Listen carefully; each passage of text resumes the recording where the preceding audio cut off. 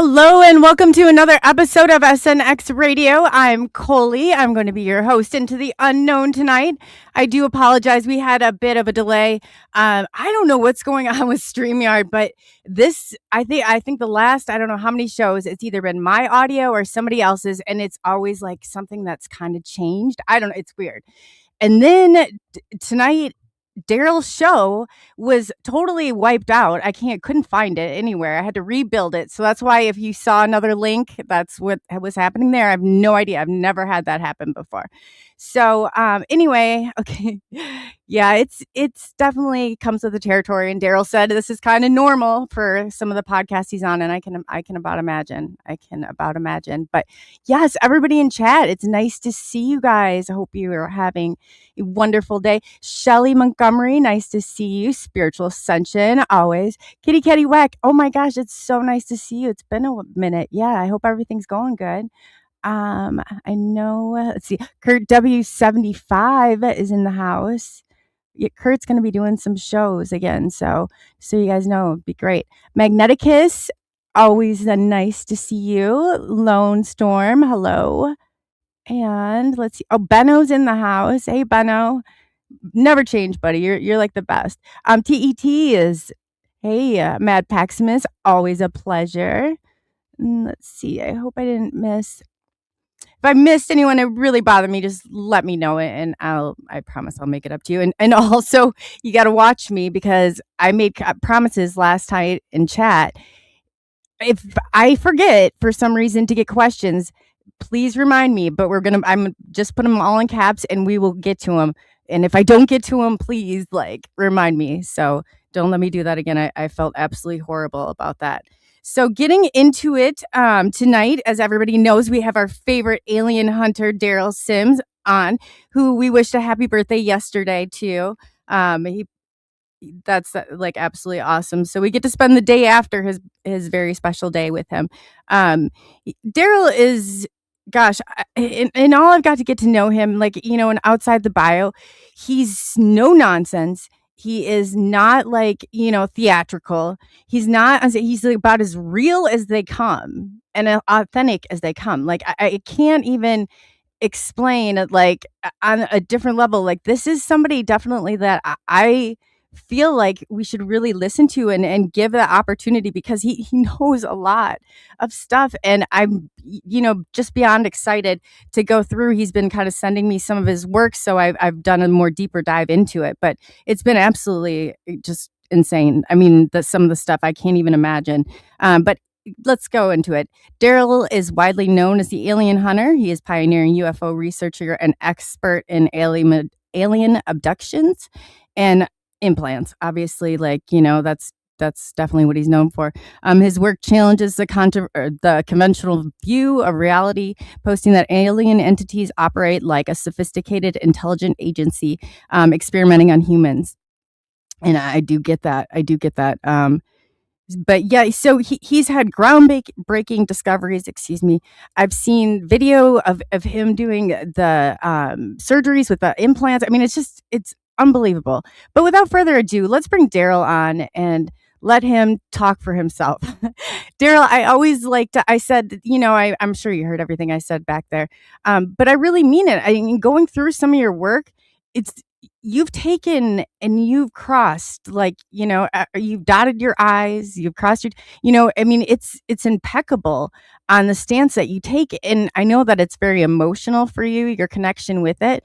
But I just have to say, that has probably done more. I would say your type of evidence and your type of discovery has probably done more for this than, everything combined in many ways. But yes, very impressive. What would it, I can't even imagine what it would be like being you and getting into this. Well, I wished I was me. Just kidding. Right? I mean, it's got to be exciting, but yet, I mean, just the level of craziness at all, I can't imagine what that would be like. Well, it's it's been a lot of fun doing this for over 50 years. But the fact is that it's just ongoing work. It just continues forever. So I'm ready to rock and roll tonight, and Glad to be here tonight with you, Coley. Oh, awesome. Yeah, I was so glad to be back. I have about 1,000 questions. I was watching one of your videos where you were in, it wasn't in the United States, but you were actually in there while they were removing an implant from somebody. Yes, we've done that 20, 27 different surgical interventions just Wow. in the last, well, since 1995. 1995. And then you're right there in the room. Like there was I was like, "Oh my gosh." Well, then Imagine. we hire doctors to do the surgery, but I tell Mhm. them how we want the objects removed and why, and they're pretty much a mechanic at that point. And I usually do the hypnotic anesthesia so that the people will not necessarily have a general or local anesthesia unless they choose to. Wow. So they're kind of like more or less awake then. They're wide awake. One of them was talking to the doctor, and he said, "This has gotta be killing you." And she said, "I wish you wouldn't say that. He's got me in hypnosis right now." Wow. Wow. Is do you think that's part of the healing process with all of this? Like, what do you I know that you've experienced it on all levels, and, to actually have an implant in hand and know that this that feels so violating in so many ways. Well, it really does in that sense of the word. But the, process we use with the hypnotic anesthesia, they'll give them suggestions, and they'll heal up 3 to 5 times faster without any, danger of using, a general anesthetic. That's good. So, yeah, that's absolutely amazing. Absolutely amazing. I like just mind blown by some of the cases that you've encountered and how you even digest it. Like I know within my experience, just it's a lot to let sink in. How how did you how have you like coped and dealt with that and stayed so grounded the way that you are? I can't figure it out. Well, to me, that's, it's as much of a spiritual experience as it is, physiological and psychological because, all of those levels are involved in these events in one way or another. Yeah, they're all kind of connected and the dots yeah, it just wow. I mean, you've really done so much and a lot, and your stance on things, you stay very grounded, you stay very neutral, very fact-based, but yet, you have such an understanding of it that it brings something totally new to the table. Well, Coley, I use 7 different hats for my investigations. So each different hat with a medical, scientific, spiritual, cop hat, any of these hats, require, that particular focus. And those hats may even disagree with each other, but they look at each case, very succinctly, and, that's how I keep my separation, so to speak. My personal view doesn't really matter much. It only matters what I can come up with and prove. Right. At the end of the day, and I've asked you questions before, and you're like, I don't have the evidence. Like, I don't, I could tell you, like, you've never even told, just speculated. You're like, if I don't have the evidence, I'm not like, that's amazing to do. Cause so many people I've seen get on here, and so many of the, even like the bigger name people, they're like, all of a sudden, like their story's not good enough. But now they're off like crafting a new, chapter to it, and that's right there when I was like, wow, nobody's ever, you're probably the first one that's actually stopped me and said, hey, we don't have that. I was asking you about blood types and stuff like that. But I was like, wow, I wish more people were like you. Well, if they stay with the evidence and you just tell people what you know, and then you can tell them what you think or what you can prove, but you don't tell everybody my personal beliefs or what you have to believe. I mean, without any evidence, there's not. It's just a story. Right. It really is. It is just a story. And it's, it clouts. All of it. It clouds the understanding. And I know you said too, like a lot of it, you keep facts out. Like I always said, like, I have my master's in mental health therapy and a forensic specialization. And when I did that and I was studying to do that, like we followed people and their signatures, and like that was like the 101 of it. You keep details out so you're able to verify. Like then you do handwriting analysis, you do, I mean, all spectrums of things. I guess for somebody who is, even for the people that have been following you for a long time, can you kind of go into the back end process of what it's like when you get a case? And I've read the people absolutely have been so happy with you, and the gratitude and the nice things that I've seen posted about you are unbelievable. I Well, think you deserve commendment for that.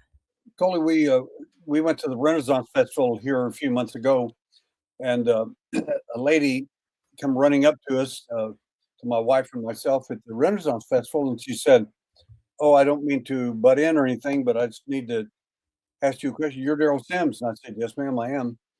And she says, "Wow, it's incredible because you saved my life." And my wife said, "How did he do that?" And she said, "Oh, he does a lot of work online, answering questions for people online and on emails and so on." And she said, "He literally saved my life, and I'm an abductee." And said, "I just wanted him to know that, and I'd love for you to know it too." And then she left. Wow. That's amazing. No, that's life-changing right there. Yeah, That's real work. it's good to have that kind of input. But I the main I've thing seen about the yeah. people whenever they come to us and ask us to take their case, I'll listen to their story and then decide whether or not we can deal with the case based on the answer to their questions. I'll send them about a 20-page questionnaire if I'm ready, and then um, that questionnaire will answer a lot for me. It's got handwriting analysis and all kinds of things they have to do for me. And if you have a propensity to lie or exaggerate, that'll show up in your handwriting. So we have all kinds of nice little things we can do without letting anybody know or without upsetting anybody.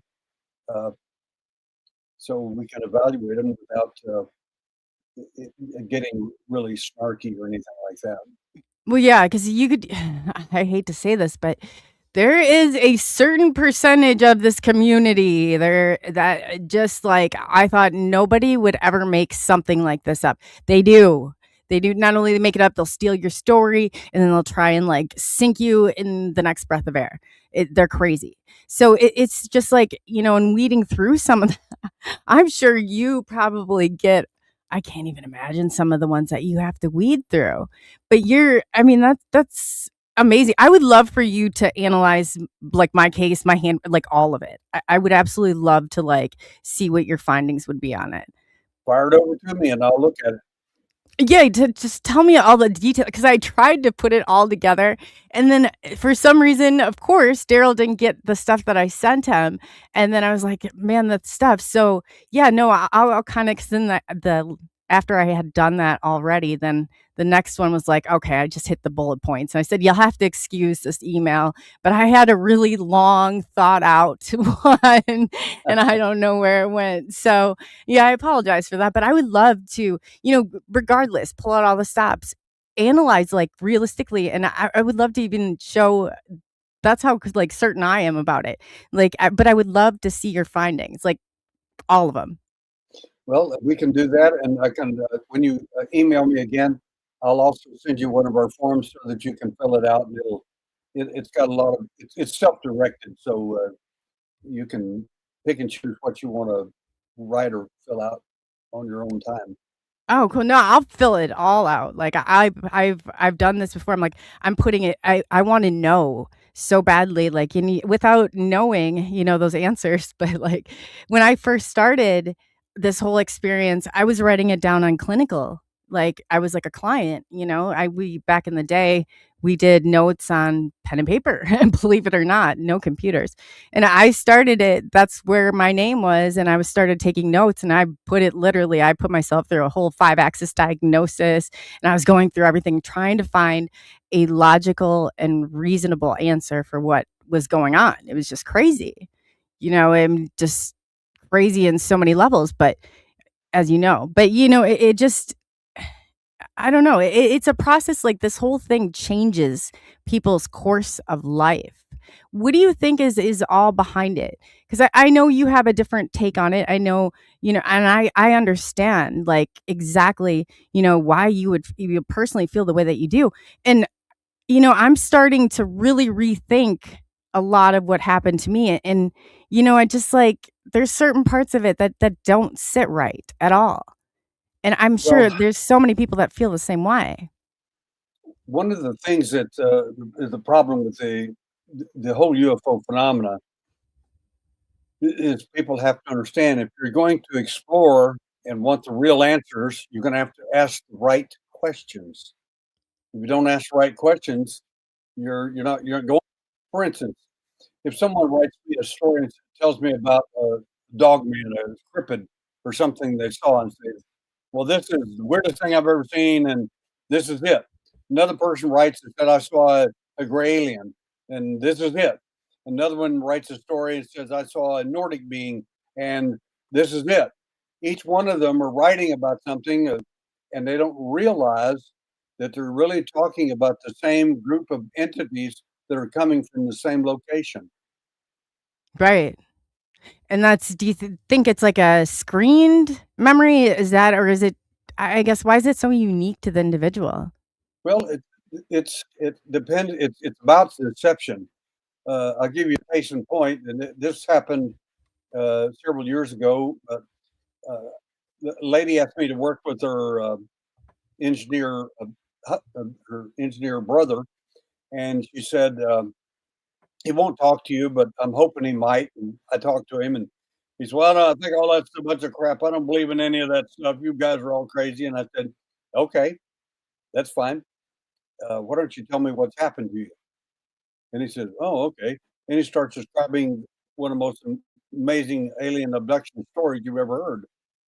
Wow. My bottom line is that he said, I'm not coming to the support group. I don't believe in all that stuff and I don't care. And I don't know why that happened to me, but it doesn't mean anything. A few months later, he called me back and said, "Could you come over? I need to talk to you." And certainly. I went over and sat with him. And anyway, he said, something amazing has happened, and I don't know how to explain it. He said, "I'm an engineer, and weird things don't happen to me like they do you people." I said, "Okay." And longer I talked to him, the better the story got. He said, "Mr. Sims," he said, "I was introduced to the most beautiful woman uh, I've ever seen anywhere." I said, "Kind of like a dream woman, the perfect person for you if there was one." He said, "How'd you know that?" I said, "It's not my first rodeo." Oh, And wow. anyway, he says, "Well, she told me to go to your support group because you were teaching on some particular things about the uh, eye patterns and the way the eye functions." And I said, "Why did she want to know that?" She said, "She wants to know all about it. They're not going to show up, so they want me to go. And then when I get back, I guess they're going to abduct me and ask me all these questions." And I told her, "No, I'm not going." I mean, he's a real recalcitrant type person. And Wow. she says, "I want you to go." And she said in the most wonderful voice, he said, "No, I'm not going. I don't need any help or therapy or anything." And the more he argued with her, the madder she got. And then her face went from that beautiful woman to a gray alien. Oh, wow. And he started screaming, he said, "You're that same crazy guy that came at me years ago when I was younger." And he was Ah. screaming and going on, and he was really upset by it. But I told him, I said, "They use images that are comfortable for you." And I said, "Someone like you, probably the most beautiful woman in the world, the perfect person for you, that would be an excellent end for them to uh, confuse you or delude you into doing what they want done." I said, "It's not uncommon for them to do things like that." So you're saying like it's an easy course of like we can get the people to do what we want without them asking like many questions type deal. Like we'll make them think that we're a savior and do whatever, so they just, stay the course. Well, like with little children, when they come into the children, almost all the time, the children will describe uh, fuzzy little animals like a giraffe or an animated little doll would be the so-called alien that would be there. Not a gray alien, but generally something like that, something friendly, something cuddly, something non-harmful. In rare cases, they will use the image of your mother or some relative and make you think that it's them asking you to do whatever. But generally, it's a technique used to make you more compliant as you grow up. Mm. Wow. Wow. Yeah, that's huh. I was just kind of talking about some of this because I got drug into this whole thing through the Gifted and Talented program when I was a kid. I that's the only thing I can trace back to when everything kind of started happening. But it just, yeah, there's a lot of manipulation in all of this. And how much do you think is our government involved in it? And I know that you have, and you probably cannot say certain things, or I'm not sure what kind of NDAs and things that you're under, because I know that you have had working or dealings with that side of it. So, what do you think? I mean, how much of this is our government? And or can you say? Well, for the most part, I think I can safely say, having been in the government business myself, in the Central Intelligence Agency, the military, and so on, that our government doesn't really know much of anything about the alien phenomenon. They're still having hearings in Congress, and they can't figure out even what the right questions to ask. So the government per se doesn't know much of anything. The real question is who does, and is the real 64,000 question. The people who really do know are a rare few people inside the CIA, inside the intelligence, and several other organizations, and only a small amount of them, not a lot like you imagine. But the government per se, Congress, all that, get it. Don't have a Hey Daryl, I'm gonna stop you real quick. I think your audio it's kind of cutting out a little bit. I'm not sure if it's close enough, or maybe, or is break. anybody in chat? No, now I can't hear it at all. Is anybody in chat able to hear how Daryl's audio is sounding? Everything you're saying is so important that I want it to be heard. But I'll wait and see what chat says. But if you now I can't. Yeah, now it's really low. Crap. Maybe put it back to the. Is Let's it better see. now? It's cutting out a little bit. It's better now though. Now it's How about hard to that? hear. No, it's kind of cutting out still. That's why I was kind of confused. Let me see Okay. here. Um. Nothing's Oh, there you go. okay. You know what? There were 2 of you on here, and as soon as I got the other one off, so I'm not sure, maybe you logged on from a Okay. different device. So Okay. now now you're good. Good. Everybody in chat, Fantastic. can you hear Daryl better? Sounds good. Yeah. Okay, cool. So I didn't want to get too far into this, and I was like, man, if it's cutting out for me, I think it's cutting out. Everybody says sounds good now. So yeah, go ahead. I apologize. All right. There we go. I think is that good now? Yeah, it sounds way better. Great. Thank you. Very good. Very good. Okay. Um, so basically, the government per se knows nothing of this sort of thing. They have congressional hearings and they waste millions of dollars asking questions that are not even the right questions to ask. They need to have people like me up there asking the questions of the people in the intelligence community that do know, because people like me know where the bodies are buried, so to speak. That don't mean that that's figurative, not a not that there are literal bodies buried somewhere. No, What I I mean get what you're by that saying. is simply that I know the right questions to ask, and you'll see them get up and leave the room because they realize, oh my God, this guy knows. I'm out of here.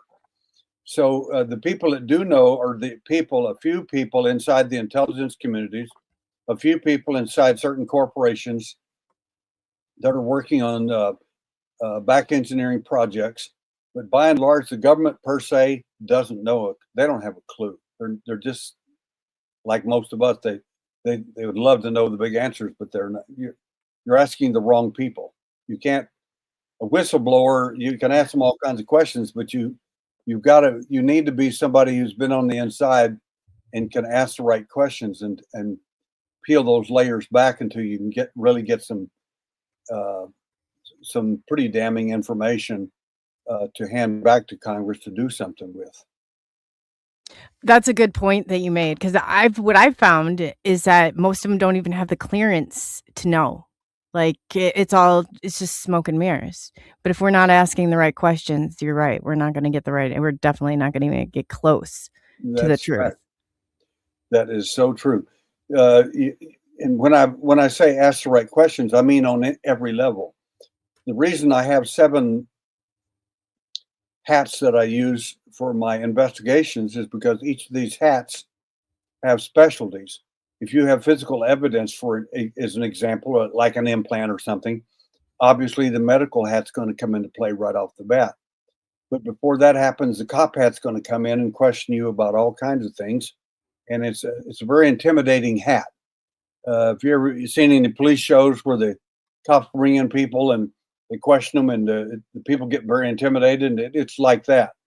But the point is that that particular hat is designed to extract all kinds of information and to make sure that the data that we're getting is correct. And if you have a propensity, again, to lie, to exaggerate, that sort of thing, I'm going to use a lot of questions that go back and forth. And some of them you almost think, well, you don't know what you're doing because you're asking the same question 3 different times. Yes, but I asked it with 3 different reference points. And the reason is because you can't lie backwards.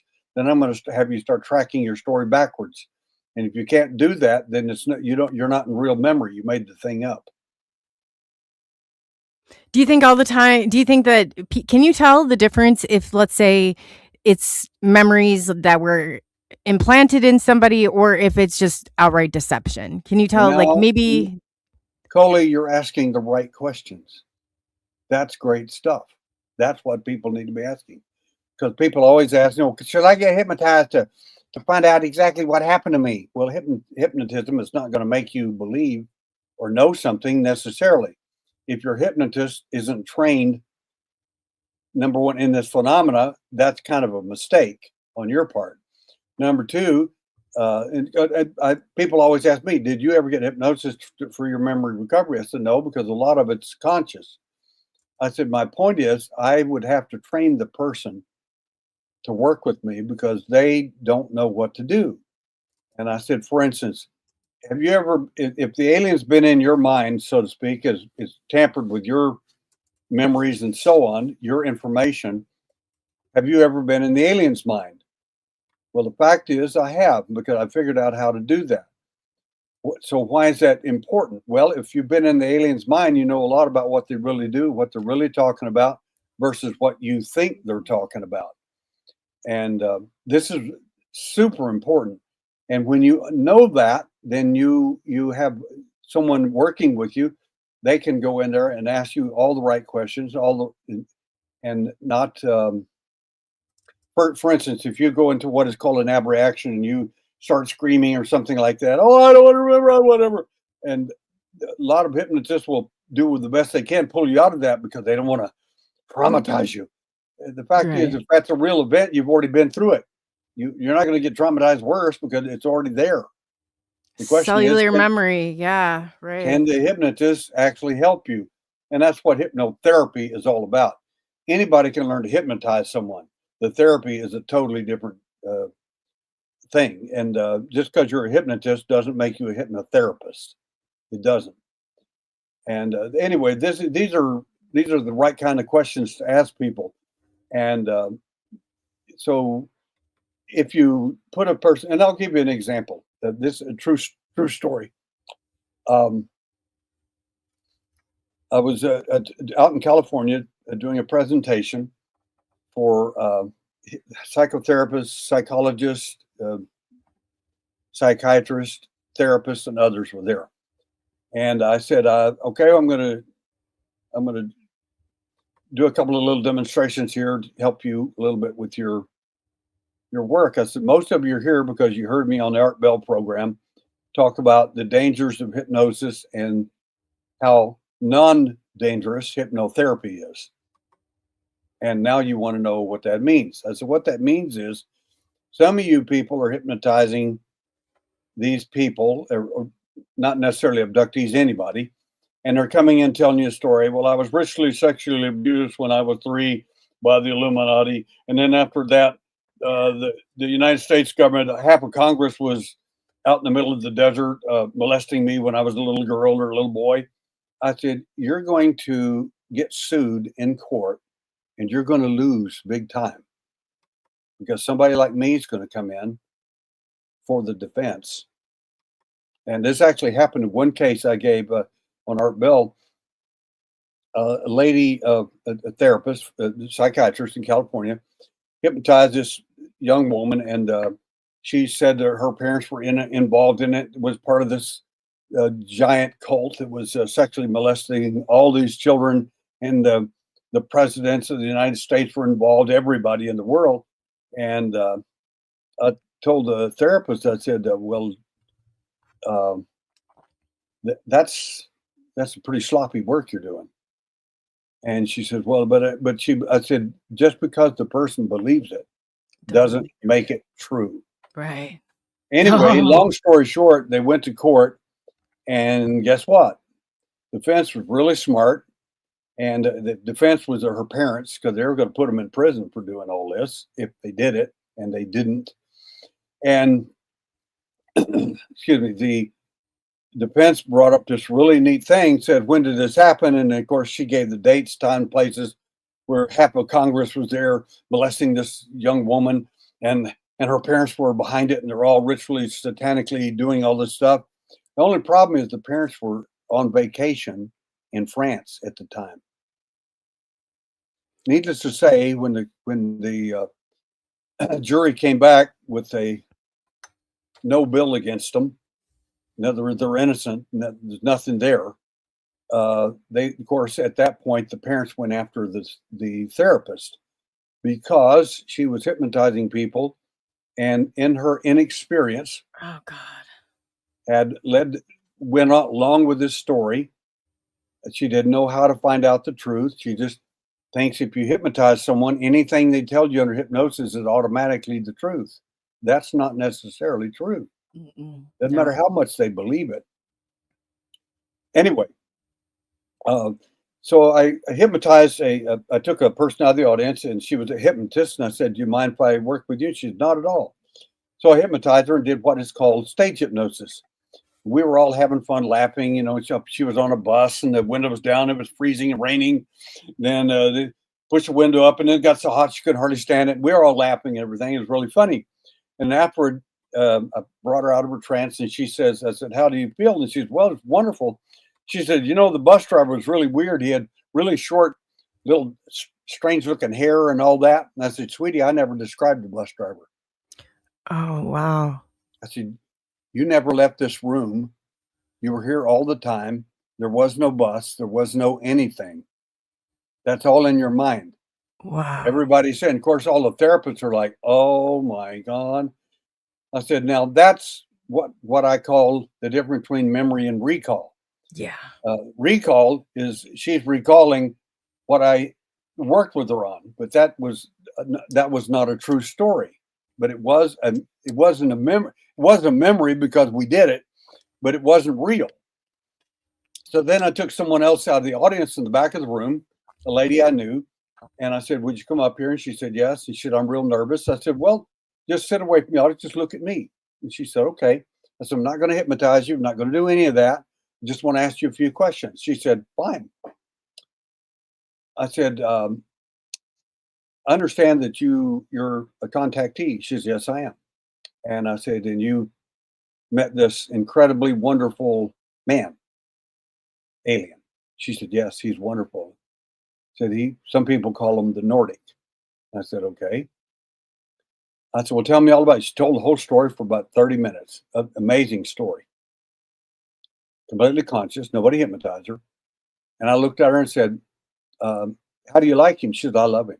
I absolutely adore him. I said, okay. I said, I want to do something if you don't mind. I said, I'm going to do a specialized technique that I've developed, and I would like for you to just follow my cue, and that's it. She said, okay. I said, if you don't mind, I want to touch you on the little finger right there, on your little finger. Is that okay with you? She said, sure. That's when I touched that finger right there. I want you to go back to the very first time you ever met him. The very first time. And I was fully associated with the event, touched her on the fingernail, and she started screaming to the height of her voice. You see, Wow. the things that she experienced were what he wanted her to remember. The things that really Oh, happened was what she was screaming about.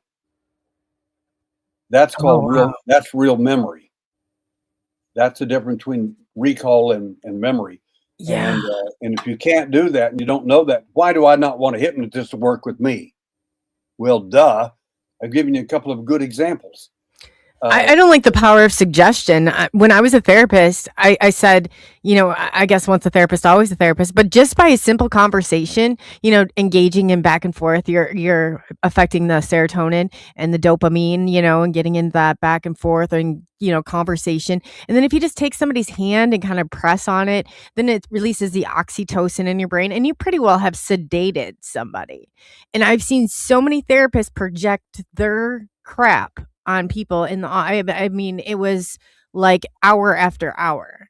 And I was like, "Man, this is like," and realistically, I would say probably any maybe 5-10% were actually doing and following theory and doing therapy, and the rest were just in there like I don't even understand what they were doing. It's manipulation, in my opinion. Well, all questions are, and people say this. Well, if hypnotist was, if they ask leading questions, well, that's true. If they ask leading questions, it's going to lead you perhaps in the wrong direction. But all questions are leading. The question is, where are they leading? And if you don't have a clue about the entire phenomena, and you're new at this, you don't have a clue, but you're a good hypnotist, you don't get to work with me at all. That's never going to happen. So, asking the right questions and knowing the right. In other words, if I get into working with a person and I find out that there's something inconsistent in that person's memory, and I realize that the alien has tampered with their memory at that point, I'm going to go after that. I want to know where the alien stepped in and they did what they did. For instance, like the man with the beautiful woman. And when he started telling me the story, I knew right off the bat, I've heard that story before. And he was very honest, very deliberate man. And but that was not the first time that I'd ever heard the story of this fabulous woman asking you to do things that he would have never done. It's coercion. So at that point, I knew exactly uh, the right questions to ask him. As soon as I did, he instantly, as soon as I asked the right question, he popped into a light trance and he says, I keep telling her no, and he said, I said, don't, I want you there in the moment, and he did, and he was looking away. He was looking like he was her, and he said she's mad at me now. I don't want to, and finally she reaches over and touches him on the knee. He said he starts screaming. I said, what is it about the knee that makes you scream? He said, that's an old football injury. I got my knee folded backwards in football. And I said, she knew that, didn't she? He said, yes, she did.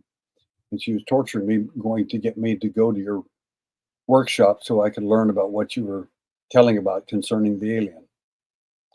So that's how you can use some of these particular things to go after what the alien did to the person or led them to believe. But some people, one man told me this last year at Roswell. I laughed and laughed. He said 3 of these little gray aliens came and this is going to sound so crazy, Mr. Sims. You're going to think I'm insane. I said, just talk to me. Just tell me your story. I don't care whether it works or not. Just tell me the truth. He said, well, they call themselves Snap, Crackle, and Pop. I said, like the cereal? He said, exactly. They look like the little creatures on the cereal box. But after he got past that, he could see that they were 3 grays. But Wow. it's just imagery they use to hoodwink people, to make them compliant or make them go along with their abduction events. Well, it kind of follows snap, crackle, and pop. I mean, that's like, I mean, and one end of it, but it's like, man, that's the I mean, that is right there. I mean, unbelievable. Unbelievable. Because then you have to tell somebody this stuff, and some of it does sound absolutely crazy. It really does. I Yeah. choke on some of it too because of stuff like that. It's like, man, what is going on? It really is though. It really is. And I think it's by design. By design. Oh, no Most question definitely. about it. No question. And you're pretty like no nonsense. And for you to come forward and talk about your own, I mean, that it's vulnerable, I've been there, like, in putting myself, I just can't, I guess as a female compared to as a male traditional in society, especially one who's very much, I mean, you're very much a leader, you're very solid, you're no nonsense when it comes to that. That had to have been hard for you to do. Very Well, hard. it was because I wanted to, especially after they came and got my son when he was 6 years old and pretty much destroyed his life. Uh, in his case, it was a very traumatic. Many of these cases are not that traumatic. I'm not saying they all are. I'm just saying you have to um you have to be mindful of what you're looking at. And in his particular case, I knew they were in the house at the time and they had just left. And I woke up well, when I woke up, I switched off and switched back on. And I ran past his room because I knew he wasn't in the room. And I knew they didn't get my daughter. I knew she was there. I ran and saw him looking out the back door of the glass door. And I watched him for quite a while and I said, what are you doing? He said, what, looking at the little red light. Well, the little red light is it's a screen memory at that point. It's not real anymore. It's gone. They're gone. And I said, go back to sleep. It's okay. And he walked back into his room and went to sleep. He's not a sleepwalker. None of that ever happened. But the amazing thing is it affected him so traumatically. He never told anybody. The next day, he rigged up a crossbow and aimed it at the door of his room. So if anybody came back in there, they'd got shot with that broadhead. That's how badly it scared him. It messed him up. It really did. Wow. So anyway, I knew that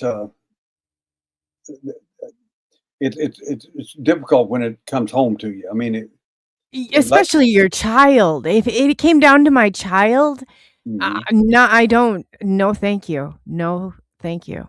Well, my wife walked in about that time. She looked at me and looked at him and said, "What's going on?" And I had to fess up, and I told her about me being an abductee early in my life. I'd never told her before, and Oh, just wow. told her the whole story. And I said, "Now they're coming after my son." So that's how she got indoctrinated into it. How did she handle it? Uh, She she's like, "You're very crazy," or was she no, like she's very coherent, and we have complete trust in each other, and it's real. It's a very good relationship because I was, of course, to use a to use a term on TV, the blue pill or red pill. Which one's she going to take? You know. Right. And she took the red pill, and she went after the truth, and that was really really important. And ever since then, she's even this morning. when I got up, I was putting together this program I want to do on video for TV about what's really going on with the whole phenomenon. It would be a TV series if it's done, Oh, and amazing. it's just absolutely incredible. And I laid it out to her and showed her the whole thing, and she said, "Oh my God, this would be the best thing that ever happened on TV because there's 20 different UFO stories out there, and they're all different. That nobody knows what the real who's Right. really in charge, what's really going on." And so she's very helpful in that respect, and she's quite a character. Wow. And that's so true too, because it's like everybody's on here, everybody's here wanting to know and having these, some of these questions. Speaking of questions, there's a couple that were asked earlier. I wanted to get to real quick. Our girl Polly Rotterman, she wants to know, are the hybrids considered by the government a threat for their own narrative avoiding disclosure? The Well, first of all, it's kind of um, again, the government doesn't know anything. That's the problem. The government, if you walked up the front gate of the CIA at Langley Air Force Base and walked up the gate and said, "Tell me all about the hybrid program," they'd look you like you were absolutely totally insane. They don't know what you're talking about because they don't. Right. The question is that you have to ask the questions to the right people. I'm a right person you could ask questions to, and I'll answer the best I can. But the fact is, if you went to Congress today and said, "Tell me about the hybrid program," they don't know what you're talking about. They have They no don't. idea. They Mm-mm. don't know. Nor do they have clearance to even know. No, that's a fact. That question is never going to get answered because they don't have the clearance to do it. But the fact is that uh, again, I'm going to pull another one of my hats out, and this is so. It almost sounds like I'm avoiding the issue if I don't answer a certain way. But I do want to answer the right question. But I want the other hats to contribute to it as well. In other words, uh, okay, the hybrid program is accepted by a fair amount of people in the UFO community, but there are different views of what the hybrids are. Right. Are they alien children um, bred by these women who had these pregnancies or the missing fetus syndrome, or in fact are they hybrids from stolen DNA from male and females, and they were placed up there and then dropped down here, and they're trying to integrate with society. See what I'm saying? So Yeah. there are a Yeah. lot of there's a whole plethora of questions about how to even identify one. And I'll give you a real example of one right here in Houston. Hand to God, real story. One of my abductees, I'm working with one of my top investigators, very good investigator. And one night, and I was working with this lady, and she said started talking about this hybrid type woman driving this Ford Escort car, and she said every day leave home to go to work, going home from work, she's there on the 610 freeway, and she's driving along beside me. She's just got a fake bouffant hairdo on, and her skin is so white, it's as white as a sheet of paper. And she said, "Daryl, I don't get it." And anyway, she kept telling me the story, and I worked with her on this went on for weeks and weeks. The hybrid would meet her on the way to work and on the way back from work, drive right next to her. Finally, the investigators with me said, "Daryl, she's pulling your chain. She's making this stuff up. There's no truth to this. It's just, I don't believe a word of it." He left. And this is really important. And he's a solid investigator, really good one. And I said, "Well, Dale, you're wrong. She's telling the truth. I guarantee you. I'm watching her like a hawk, and she's not telling me what she believes to be the truth. She actually is telling the truth."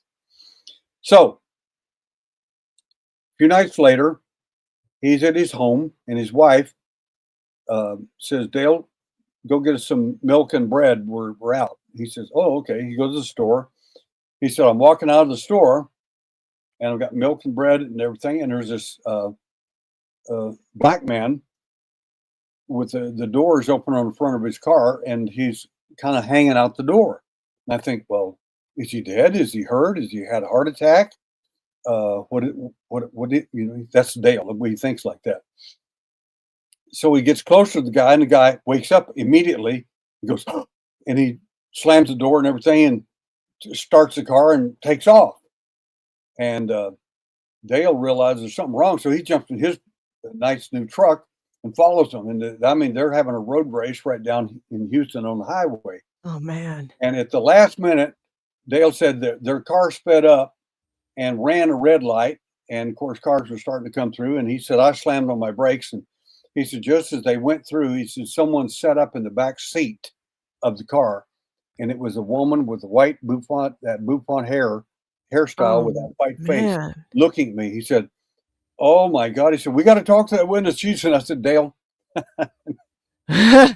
she's not the only person that I know of that's seen her. So does she exist? Yes, but does the government know about her? Not likely. Do I know about her? Yes, I do. And I knew quite a bit about her. In fact, I later had I asked the lady, and of course, this is a good way to find out if somebody's lying. I said, what's her license plate? She said, I don't know. I said, why don't you know? Because she's driving beside me. I can't see her license plate. And about 5 minutes later, she goes, RX-3540. And I said, what are you talking about? And she said, that's the license plate. She just passed me. Wow. And I ran their license plate. You won't even believe the story. The license plate is a stolen license plate on a red Ford Escort from Dallas, Texas. 20 years later, I meet an abductee up in Dallas, Texas, who's pretty famous right now. And he said, well, I got to tell you something that I've never told anybody. I said, go ahead and tell me. I said, tell me that. I don't care how ridiculous it is. Just tell me the truth. And he says, there's this strange woman with a bouffant hairstyle. Oh my God. And she's been in my room several times, and I don't know. She seemed very friendly, and I said, okay. And he said, I know it sounds completely insane. And I said, I had him draw her in hypnosis, a picture of her, and out of hypnosis had him draw another picture of her. And then after I looked at him and everything's fine, and I gave him a computer generated one we did 25 years before that, and showed him that one. He said, oh my God, that's her. He starts yelling, that's her, that's her. Where did you get that? I said, 25 years ago. And I said, the license plate is right here in your own town. Wow. So it's just amazing to put some of these stories together and see the amazing. But that's just one hybrid story.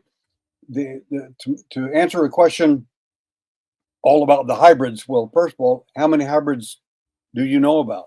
Where are they located, and so on? And unfortunately, most people can't answer those questions. They don't know where they're at, and they can't.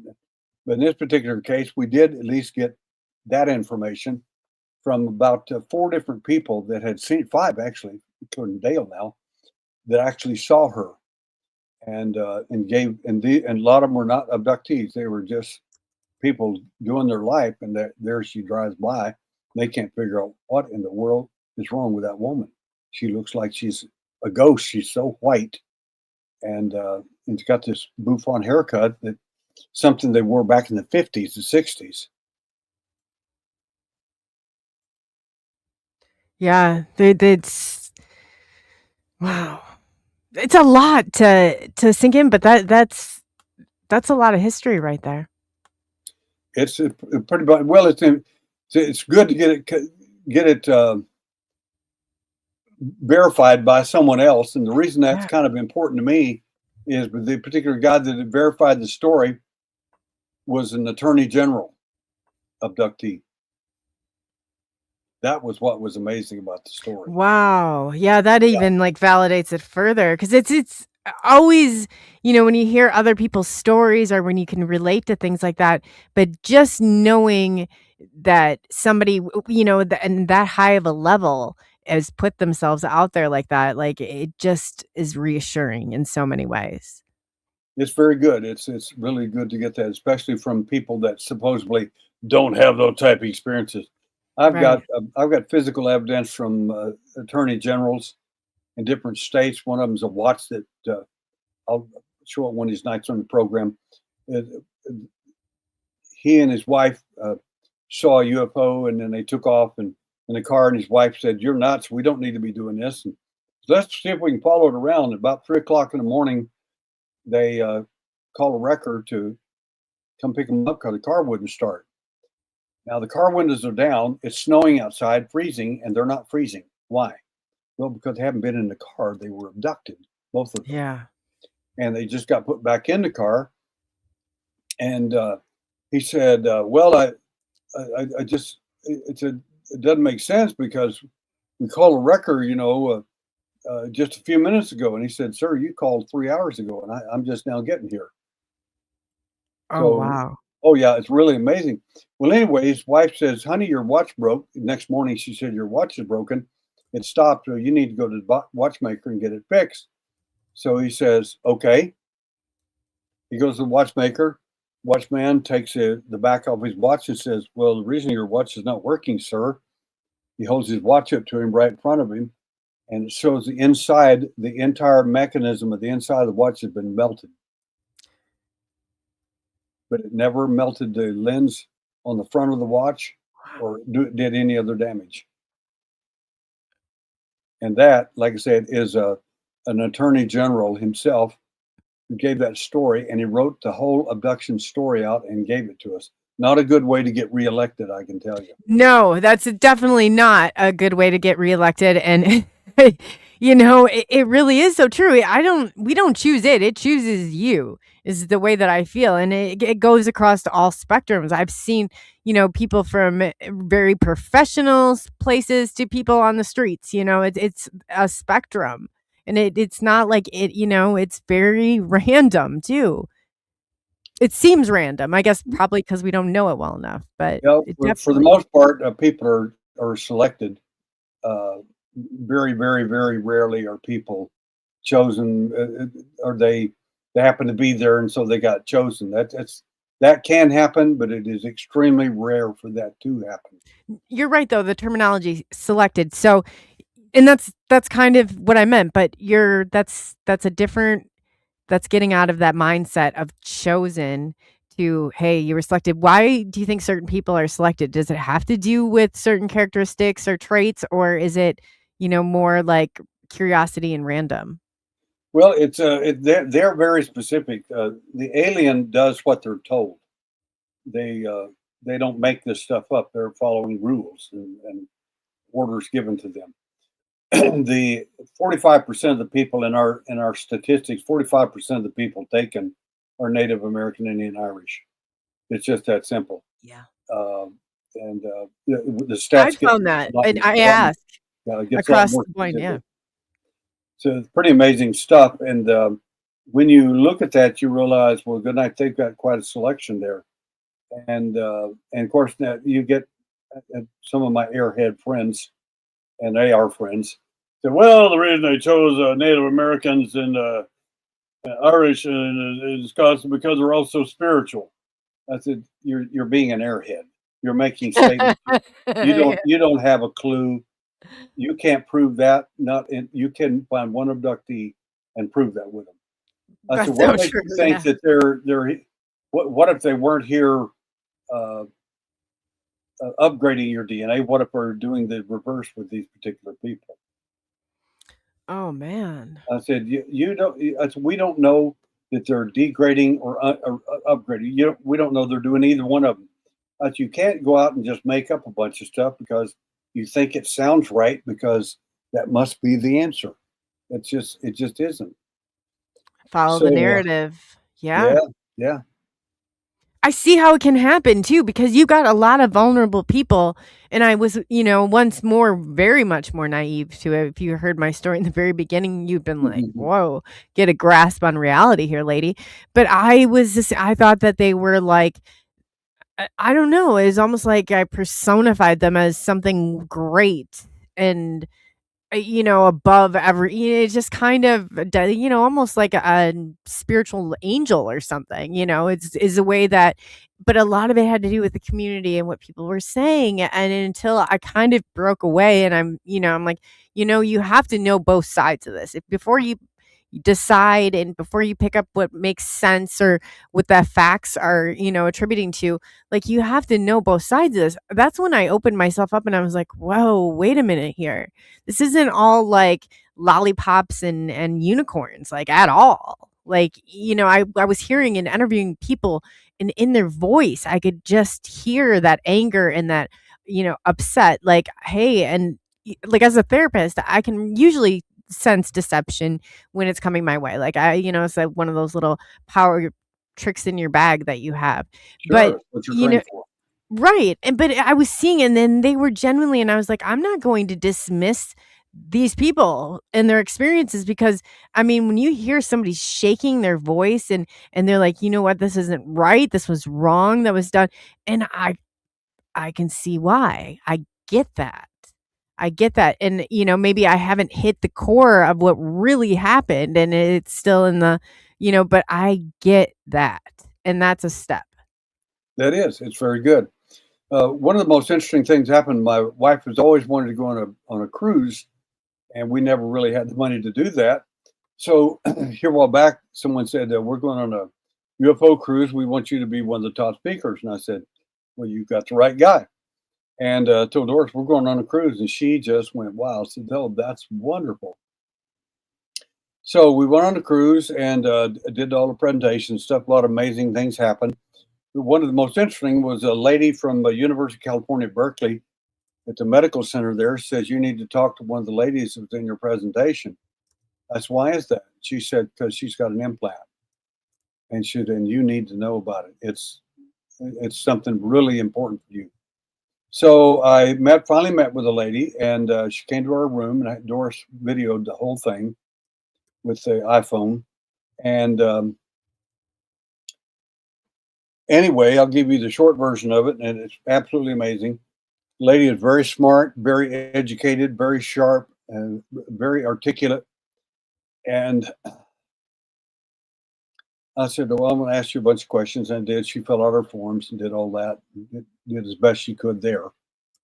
And I said, "I want to speak to you about that giant needle mark on the back of your hip."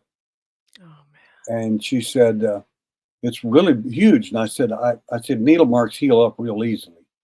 I said, "That one, you could stick a pencil lead in it right now where it's healed up." I said, "There's a particular medical device that's used. Uh, it's a needle like what's called a trocar, and it's about as the needle is about as big as a very thick pencil lead." And I said, "That looks like that something like that was used to implant whatever it was in your hip." And I said, "So what happened?" She said, "Well, 5 years ago, my mother, I told her that my hip's all swollen here on the back of my hip. It's the size of a golf ball." And she took her to the doctor, and the doctor said, "Okay." And she kept screaming at her, said, "I want you to open it up and get whatever that is out." And the doctor said, "Okay." So he cut it open, and he started removing. He wouldn't say what it was, and the mother's standing there watching, and the girl can't see it because she's, of course, laying down on her stomach, and it's on the back of her hip where they're taking these objects out. And they took 22 of these objects out, 21 of these Oh objects wow. out. And her mother kept saying, asked the doctor, "Those look like embryos." He said, "They sure do." And I said, "What did you do with them?" She said, "Oh, we didn't, we, the doctor kept them." I said, "Don't ever let the doctor do that. Don't ever do that. I said, now I'm going to have to play lawyer and go after the doctor and see if I can find that evidence again. And there's a good chance we won't find it. But anyway, the next day, her hip bothered her again, and she squeezed it, and she pulled out another one, and took it back to the doctor. Gave it to him. I couldn't believe she did it. And but anyway, 22 embryo-like whatever they were came out of there from a shot that she got 5 years before. I said, okay, that's a great story, and we'll review that and go into it. And I said, but what I want to do now, I want to talk to you about several different things. And we went through some pleasant events in her life. And then I said, now I want to ask you about a real pleasant event where Santa Claus came to your house. And she said, oh, absolutely. That was wonderful. I was a little girl, and she told me her age and everything. And instantly, this is really interesting. She's very coherent, very educated, very smart woman. She lays down on her couch right there and goes to sleep. Now, she's not asleep. She's in trance. But to her, she's asleep. And she starts saying, oh, this is wonderful. I can hear Santa Claus. I can hear his footsteps coming up the stairs. And when he gets there, it's not Santa Claus. It's the alien. Oh man. And he, of course, the way to make you feel good about your event is Santa Claus is coming to visit you. And she bought into the whole entire thing. God,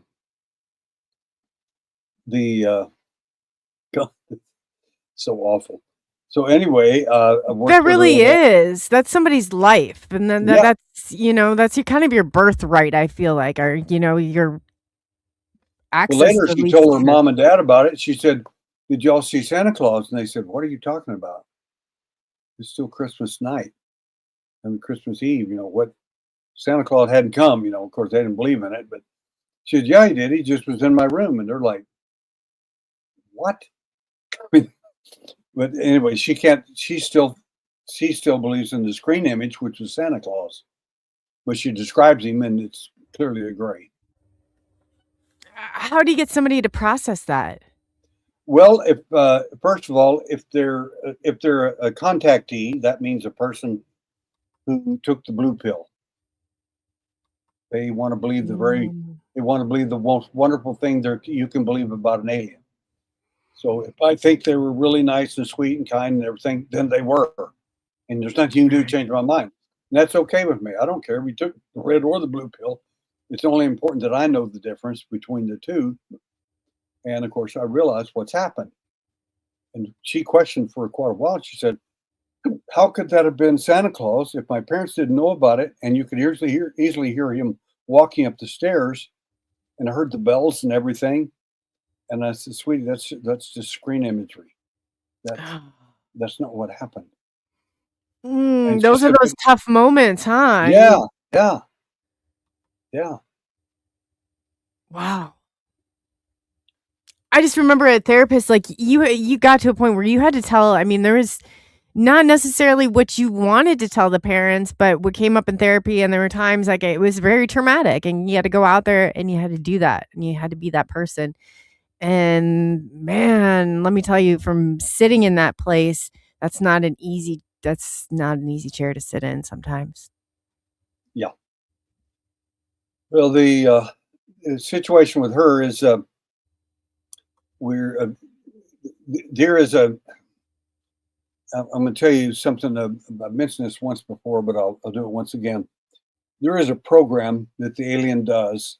I call it the app program, APP, Oh yeah, okay. and it's where they leave. Like on your computer, if you download an app, sometimes you'll download some malware or spyware with it, and you didn't know it. Well, an app from the alien is often, if you've had alien experiences or seen one or been around one, whatever, seen a UFO, it's likely you've had at least one of those apps, excuse me, downloaded into you. What does an app look like? An app is the real implant, in my opinion. It's a psychological thing that's downloaded into you, And these people, one of the most important apps downloaded in someone by the alien is an app whereby you will hide, destroy, or ignore your own evidence. This No. this wonderful abductee that told me about all these 22 embryos taken out of her hip, all that and everything. She will not go forward with the rest of the information trying to get the stuff done, finishing up the program. And I told her this. I said, I'm going to tell you this. I said, before we have any further discussion, there's a common app that's downloaded in people. It was downloaded into me as well. It's where you will hide, destroy, or ignore your own evidence. I said, I want you to know that. Mm. And sometimes I'll ask for things, and you'll like, no, no, I won't do it. I don't want to, or I feel like I'm betraying them, or whatever. That's an app. It's a true implant. That's what it looks like. It's not a physical implant. It's a true event that was downloaded inside you. There are a number of them. I've actually written a book about it. I've not published it yet, but it's about alien apps, and it is absolutely horrific. Some of them they downloaded people. Some of these people think, oh, that's just my behavior I've had since I was a kid. No, it may be someone else's behavior installed Yeah. in you. Yeah. I remember my buddy, he was a child experiencer and his name was Paul. And he's like, they used to play Paul the ball and toss me back and forth in a playful manner. But I knew underneath, like, he's like, I knew it was going to happen. But he felt like that was, that playful. And he's like, they would come in and they would look like Smurfs, or they would come and look like, and then he's like, and then the mask would come off. And that was very scary. Yes. Yeah, as I can imagine, as a child, that'd be terrifying. Sure. The blue color is important, and the Smurf is one of the images they use to hide who they are. Yeah. And then that's what he said too, and he's like, the manipulation of it all, I mean, and when you think about it, it is wrong. I mean, it really is, and you're talking about Santa Claus, everybody be like, "Oh, I don't know how, they could pull off a lie," and I was like, "Have your kid go around during Christmas time and ask, or, send your 5-year-old grandkid or child out and ask your neighbors if Santa Claus is real and see what the answer is." That's exactly how they'll get people, and they'll wrap them all in the same lie. Well, we've done some interesting experimentation where I develop these flip charts. Now, a flip chart is something you might see on a police show where people can assemble their own criminal. Basically, he looked mostly like this. When they flip him, they put the hairstyle, the eyes, and everything together. And once in a while, they'll bring in an artist to do it. But in this, we'll take people. I have a flip chart that I'll put on my table, and I'll just leave it. And of course, people can flip through it. It's like assemble your own alien. You flip it, different parts of it make different aliens. And so, and you always tell who the liars are, because they'll always come up here and say, "Oh yeah, I remember that one," and they'll flip it. No, I remember that one too, and they're flipping up. Yeah, this one's here. I got that, and they're flipping through. A lot of them are not. They're made up. They're not even real, and they're exposing themselves. Of course, we don't tell them anything. We just leave it there, and well, thank you for your input, and they'll leave. And but a little girl walked up here, and she's giggling, looking at him, flipping through, and then she jumped back and screamed. I Wow. looked at her dad, and I says, "She's seen him before?" And he says, "Yes, he has. She has." That was in Roswell, when that actually happened. But the point is that when you see one of the images that we have is a clown I've heard the with large clown black too, yeah. eyes, and people jump when they see that one. Another one is Santa Claus with large black eyes. You see, the imagery is clear. They're tying the two images, the real one they saw and the Santa Claus one, and they realized, oh my gosh, that's the same guy I saw. The eyes are telling. The eyes are very telling. You bet. What is it? Can you, I guess, do you know what is the deal with why I always said that I describe it as like looking into the void or looking into and I don't know what it is. It's creepy all in itself. Like when you do it, if you've done it and you've looked one in the eyes before, there's an element of like, what the hell is that? And Well, why is it? one young lady, a Hispanic lady in Houston, she was had being hoodwinked by the imagery and thinking they're from planet Zeta Reticuli and they're here to save the Earth and fix the ozone hole and all of that. And all of a sudden, right in the middle of her, while the guy's doing his thing with her, she instantly reaches over and touches him right on the chest. And she said, "Oh my God, you have no soul." Mm. And she knew it right off the bat. I mean, she made that crystal clear to me. She said, "Darrell, I believed 100% in this stuff. Thought they were all here to help us and all that." She said, "Whatever that thing was, it has no soul." I mean, I said, I understand exactly what you're talking about. I said, "We've done enough work on these things so we have a pretty good handle on it." Is that what the eyes are all about? It's a soulless type Well, of that drop in the it's bucket? blank because that the eye in most, and I can't say in everyone because I haven't looked at all of them, but I've looked at enough of them. We had one of our abductees actually tear the eye cover off of an alien on 2 different occasions. And when she did, she found a red stippled screen with little white lines running back and forth across it. The eye patch was just a cover. In my opinion, it allows him to see things in the infrared, ultraviolet, visible, and X-ray spectrum Oh, and at, the X-ray spectrum. Okay. at the same time. Because people often say, "Well, I was taken," and it's like they kept looking at me like I said, like what? And they said like they were looking at me like with X-rays, and I said they actually were. That makes sense. That makes a lot of sense. Wow. I wonder, am I froze or is Daryl froze? I'm not sure. Chat. Can you guys see me okay? Or I don't know if if oh, are you okay, there you're back. You froze up for just a minute. Yeah. I didn't know if it was me or you, but they every time you get into conversation like this, it seems like it's inevitable that they will disrupt the conversation some way, somehow. But wow, I mean that's just that makes you stop and think right there. Yeah, big time. So I guess Kurt, kind of his question goes along with that. The eye covers, are they just or they excuse me?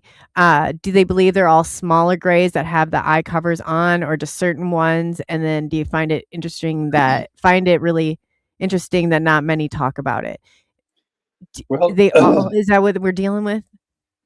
well, the in the Varginha event that happened in 1996, a spaceship crashed in Varginha, Brazil, and it was a big story. And the CIA went down actually and got the ship and all the occupants. But the little aliens that were there, that were seen by a lot of the people in Varginha, the city, the aliens there didn't have a black eye cover. They had the red eyes that that the lady saw underneath the black eye cover that she tore off. I thought that was fascinating. Oh, wow. So you think they're not people aren't afraid of them if they see red eyes, they're gonna be Well, a lot of people, when we first told the story about the lady tearing the eye cover off, they said, "Yeah, you hypnotized her to make her do that, make her believe all that stuff. It never really happened." Then that was 1995. 1996, the Varginha incident happened, and all these witnesses, hundreds of them, described the aliens as having red screened eyes without a black eye cover on. And then I got a lot of apologies from all kinds of people. Said, "Oh, that's really amazing." I said, "Don't you don't have to tell me my business. I think I know what I'm doing." right? Man.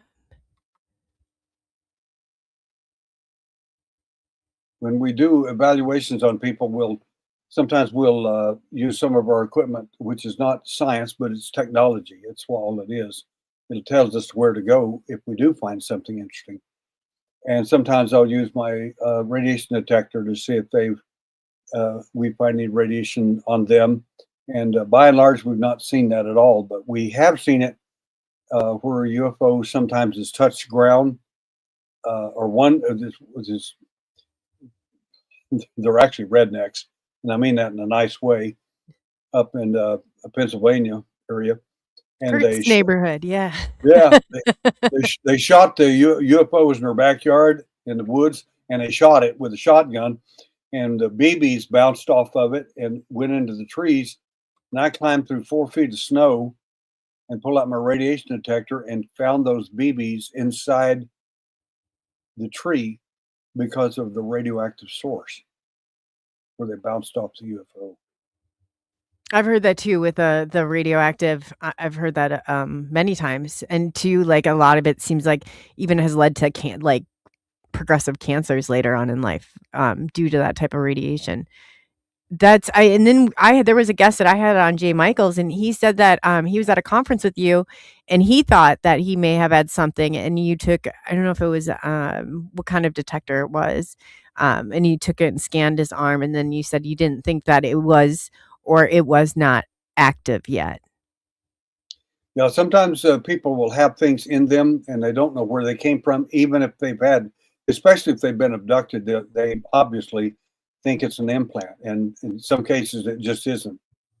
But it doesn't mean they didn't have a real event that they didn't get abducted. They did. But implants are extremely rare. And everybody, I don't know why, but everybody I think on the internet practically thinks if you got abducted, you got chipped.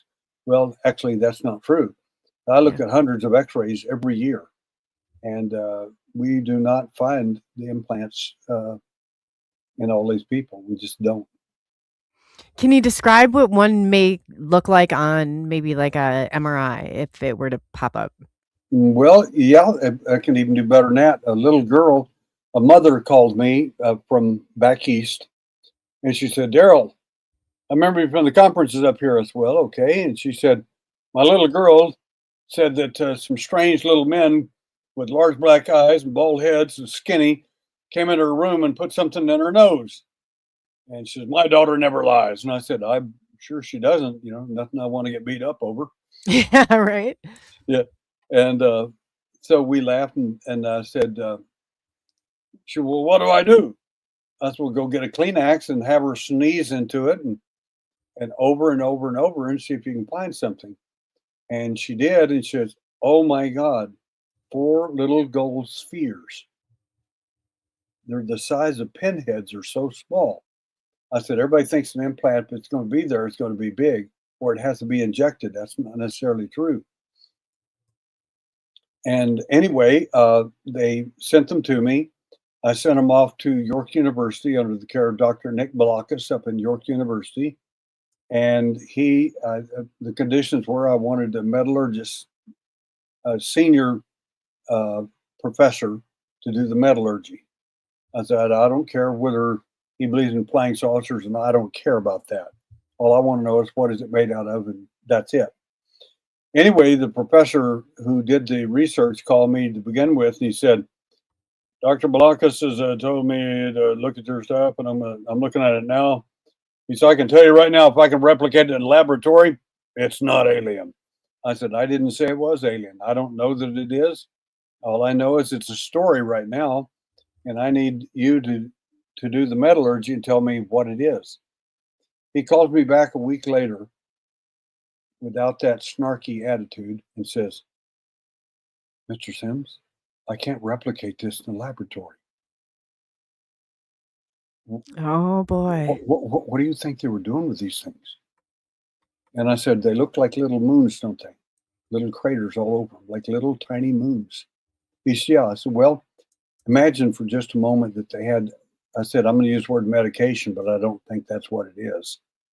The medication on that, and there would be more medication in some of those bigger craters than the other ones." He said, "That's true."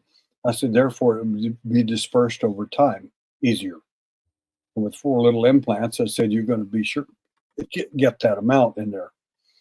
And he said that's amazing. I said that's my guess. I don't know what they did. I haven't gotten to work with a little girl or anything, but all I can tell you is that we have the evidence. And that I said, what did you find? He said it's 49% silver, 49% gold, and 51% silver. I said, well, the next thing we need to do is find out if that silver and that gold is see if the isotopic ratios are different. Because if they're different, it's a good indication it may have come from off world. Huh. Wow. So he's probably like thinking, man, this is nothing's coming off world for that fact of the matter. And then that bit him, huh? Yeah, it snuck up and got him. It's kind of interesting. The fascinating thing about it is that the little girl had that happen to her twice, and both the mother lost the first four gold spheres. They're the size of pinheads. They're so small. She dropped them in the carpet and couldn't find them, and vacuumed. Remember the app I told you? You will ignore, hide, and destroy your evidence. She vacuumed them up. Oh, and threw the vacuum thing away. It's an app. I'm telling you, it's as real as anything in the world. So you're saying this is like must self-destruct, like goes off. Like I get what you're. That just hit me right there. They don't want you coming up with evidence about them. Yeah, I've heard you say it before, but that was the first time it kind of whacked me with like this is legitimately people are destroying their evidence, and it's like wow. I mean, that would make sense. Wow. Ah. But I guess when you've seen, what their intention is and you had that little, I don't know how you figured it out, but I can imagine if anyone were to figure it out, it's you. What was that like when you experienced, and you saw what their true intentions were? Well, another illustration for your audience is when I went to do an implant removal in India, in New Delhi, and paid for the trip there for myself, and I pay for everything. I don't charge these people a penny for anything that I do. So went to India, and the lady had filled out our forms, done everything she was supposed to, and then I took her to surgery the next morning, and we got the doctor that I wanted, told him what I wanted done, how I wanted it done, and said, you have to follow my instructions exactly because this is the way I work. And he said, understood, not a problem. And anyway, long story short, is that night she got a call from after the surgery. She got a call from her sister in Mumbai. That's in the middle of India compared to New Delhi. And she said, the little monkey people are beating on the lift. That's the elevator. And they're furious because you got that implant removed. And at the same time, now she's in a room when this is happening, but she got the phone call. In my room, my brand spanking new Mac computer laptop went on the blink, and I had to get my son from out of the middle of nowhere to work with me on that for hours to finally to get it up back and running again. But they were furious that the implant got removed because it was supposed to be removed the next day, but they scheduled the surgery for the same morning that I got there. So I barely even got to sleep before I had to get up and intervene for the surgery. But anyway, on her form that she filled out, she was 6 little drawings that you fill out. One of them is draw an image of let's look at this real closely here. It's very small. I'll make it bigger. See if I can here. This is absolutely fascinating because everybody thinks this is it's systemic, like to the U.S. mostly, and not with anyone else. Draw an animal that represents your family, or your parents, or siblings, or yourself. Ready for it? Yeah, you Guess wanna share your screen? You guess can what throw it up. she drew? Oh, what'd she draw? A monkey, a man that looks like a monkey. Well, Wow. you have to know something about the phenomena to understand. I told her, I said, "Sweetie, do you understand that that image that you have there? That's Hunanan. That's a god. It's a Hindu god called Hunanan. He's a monkey god." She said, "Yeah," and I said, "You drew him as your relative." She said, "Well, that's the guy that got me." I said, "No, ma'am. That's the image of the guy that got you, that they gave you. Hunanan is a very kind and gentle Hindu god. What do you think they would use for her for the screen memory? I mean, if they Yeah. mimic God, so to speak, he's going to be very kind and sociable and happy and fruitful to you." And that's exactly what she got. She took the blue pill, and I mean, she No, and in certain countries though, that's so true. Because I know a girl that's from India, and then they were talking about going out, like, Bigfoot squatching or whatever, and then he's like, "Man, in my country, it's gonna be in this, and in your country," he said, "You're probably gonna be down on the ground kissing it, like it's God." I mean, that's the extreme, like, differences, like, that some of that imagery and stuff can mean so many different things to people, well, but that's that is very true. And the problem for me, and it's my problem in dealing with people concerning things like Bigfoot as an illustration, is I'll listen to their story and try to figure out where they're coming from and all that. And but the bottom line is physical evidence is the cop hat in me comes out real quick. Where's the evidence? Well, we heard somebody barking, or we heard a weird noise. We heard a tree limb fall. We screamed at them, woo, whatever, and it screamed Ooh, back. yeah. I said, "How do you know that's not somebody out there playing with you?" I know, I, I know. I said, Listen to me. I said, "I've got hair samples from the 1980s of Bigfoot. I've got a fingernail and a urine sample from an adolescent Bigfoot. Wow. When I tell you I know something about this, I might actually know more than you think I do." I said, the fact is, somebody asked me one time on a TV program, "Well, we want to hire you to be a cryptid hunter in Texas and hunt what?" And he says, "Well, the Texas chupacabra and all that." And I said, "I got one in my freezer. What I need to hunt one for?"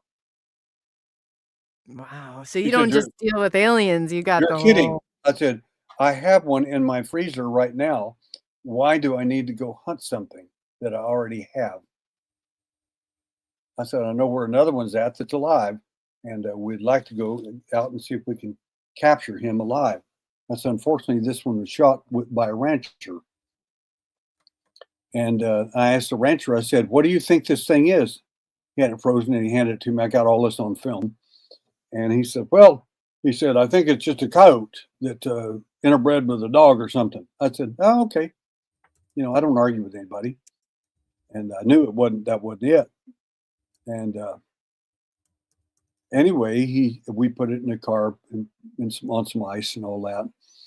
And a police officer went with me down there and pick it up. And then he did a big interview with me on the way back. He said, "What do you think?" I said, "The Texas Blue Dog, what they're often called," I said, "nobody knows what they really are. They probably are some type of hybrid that's interbred with dogs or coyotes or something." I said, "But the fact is, they're blue.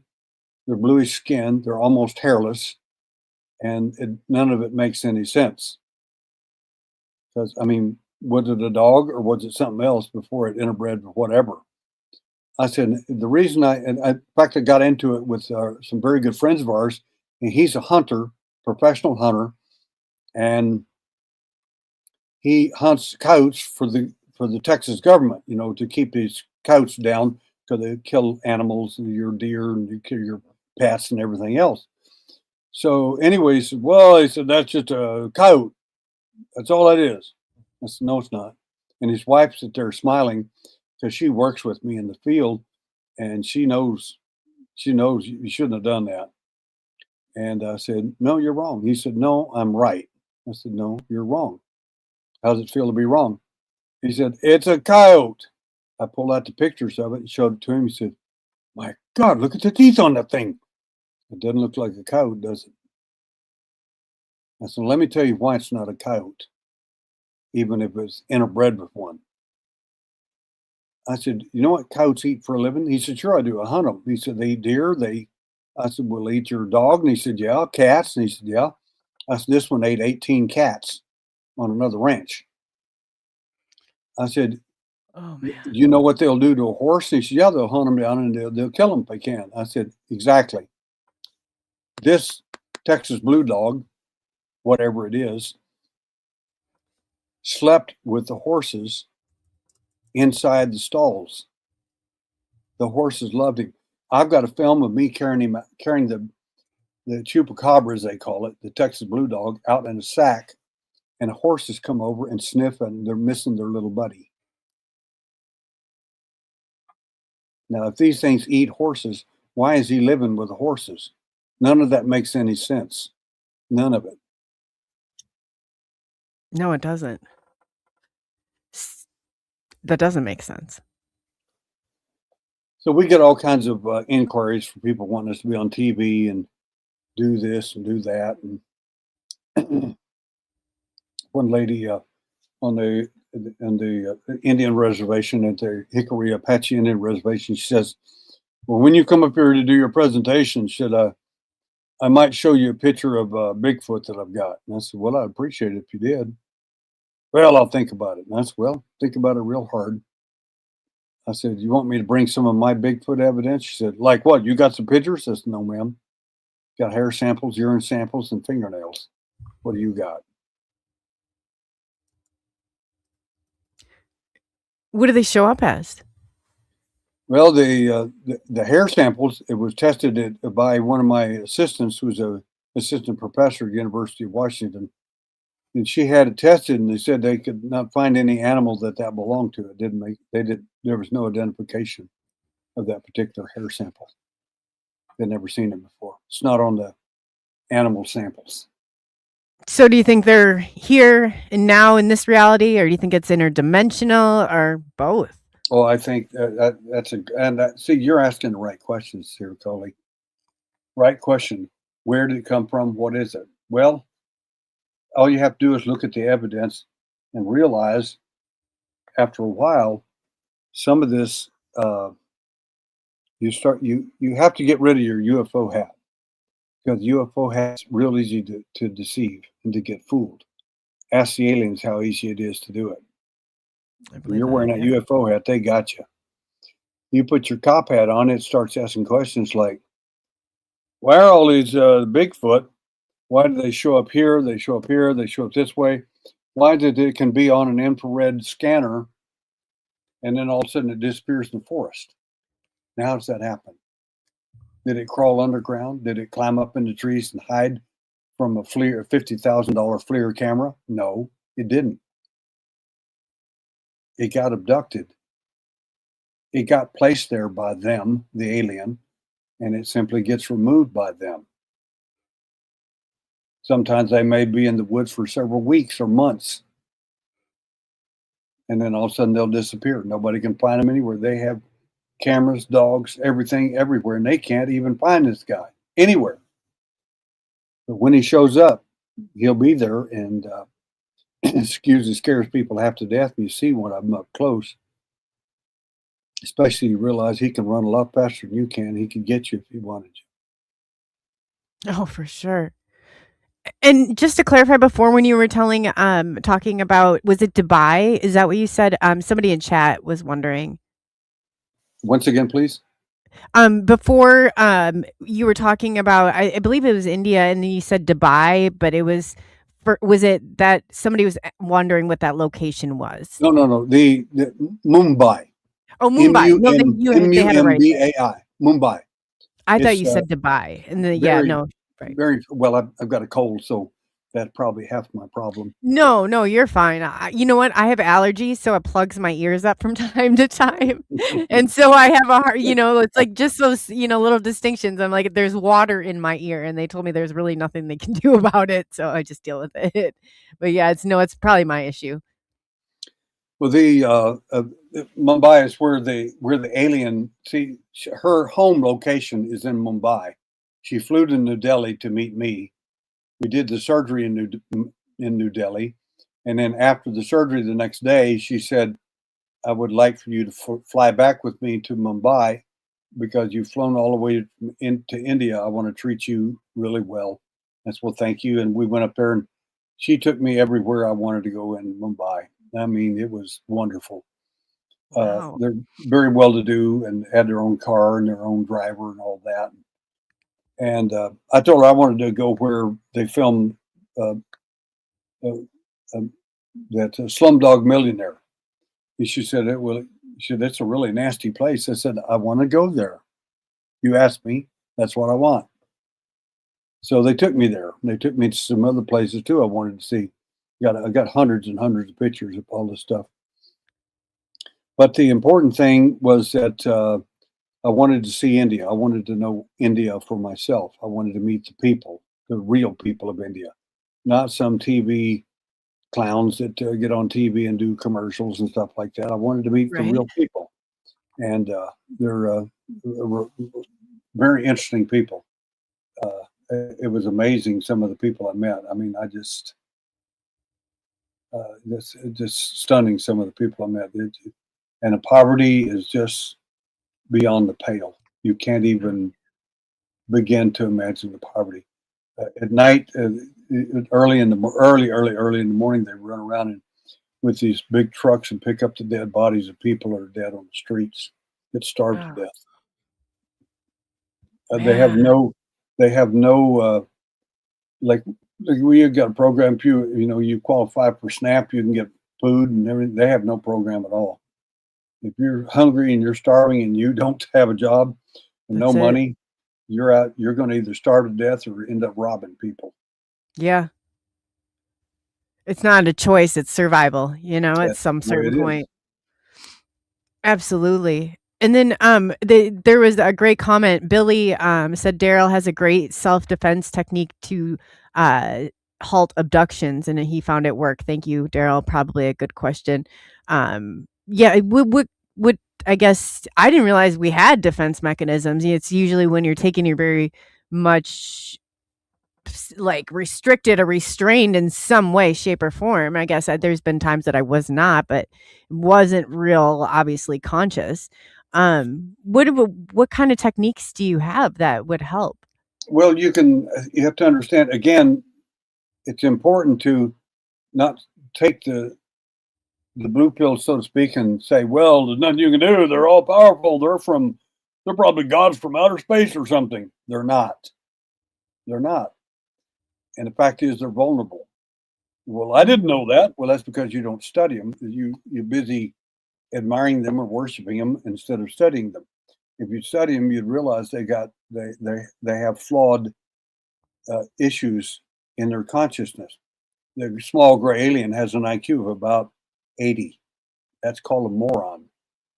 Oh, wow. They make huge mistakes whenever they take you. Sometimes they'll put your clothes on inside out or backwards, or they'll put someone else's clothes on you that was in the room because they're so dense they don't get it. All they know is put your clothes on. They don't know whose clothes they are.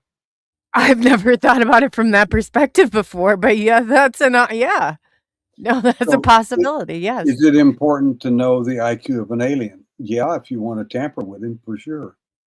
If you Absolutely. want to know what his skills are, his strengths are, and then why wouldn't you not want to know that? Well, I would. The reason I knew that the lady could tear the eye cover off the alien is because I knew all about him. I'd studied him for years, and when I got my opportunity, she became my test pilot. And she, on two different occasions, tore the eye cover clean off the alien. And not only I didn't tell you the rest of the story. I developed a special system to take over the alien in that kind of a situation, and she did, and it worked. And we've tried it several different times, even on the craft, and it works. So they're not all powerful, they're not all knowing, they're not all everything. They just got us feel fooled because Yeah. because we're because we're, how do I say that nicely? Because we're suckers. We fall for it. And if you do, then you're just a victim, and if you don't look at it or study it from other points of view, if you don't use other hats, then you're uh, you're just going to have to be a victim then. Yeah, you have to. You're right, and that kind of just struck me now too. You have to have and take and look from different perspectives. You can't just see it from your rosy glasses or shaded glasses. You have to, and that's great. And I see what you're saying now. You're taking a look at it from this perspective, and you're going around and you're wearing all your different hats and seeing it from that angle. Because you have to. You definitely have to. If you want to get to the bottom of this, and truth is what we want, I mean, truthfully, you can't. And I know certain people in this community, they're like, oh, if you say anything negative about ET, you're ousted. And I'm like, come on now. You can't do that to people because everybody, their experience, and we'll never get to the truth that way. Never. I listen to everybody's story, and I don't care whether they're pro alien or not. It doesn't matter to me. All I care about is what works. What is it? What are their strengths? What are their weaknesses? Why would I want to know that? Because if they function like an intelligence community, and so do I, Right. my chances of interfering with them or getting someone the skills to defend themselves, that's pretty good. My son didn't have any skills when he was 6 years old. I never expected them to come back, but they did. So how do you clout that then? How do you stop that? Is it like mind ninja like Well, type stuff or? I don't know that you're ever going to ultimately formally stop anything, so to speak. What I'm saying is that uh, you can thwart events and things like that.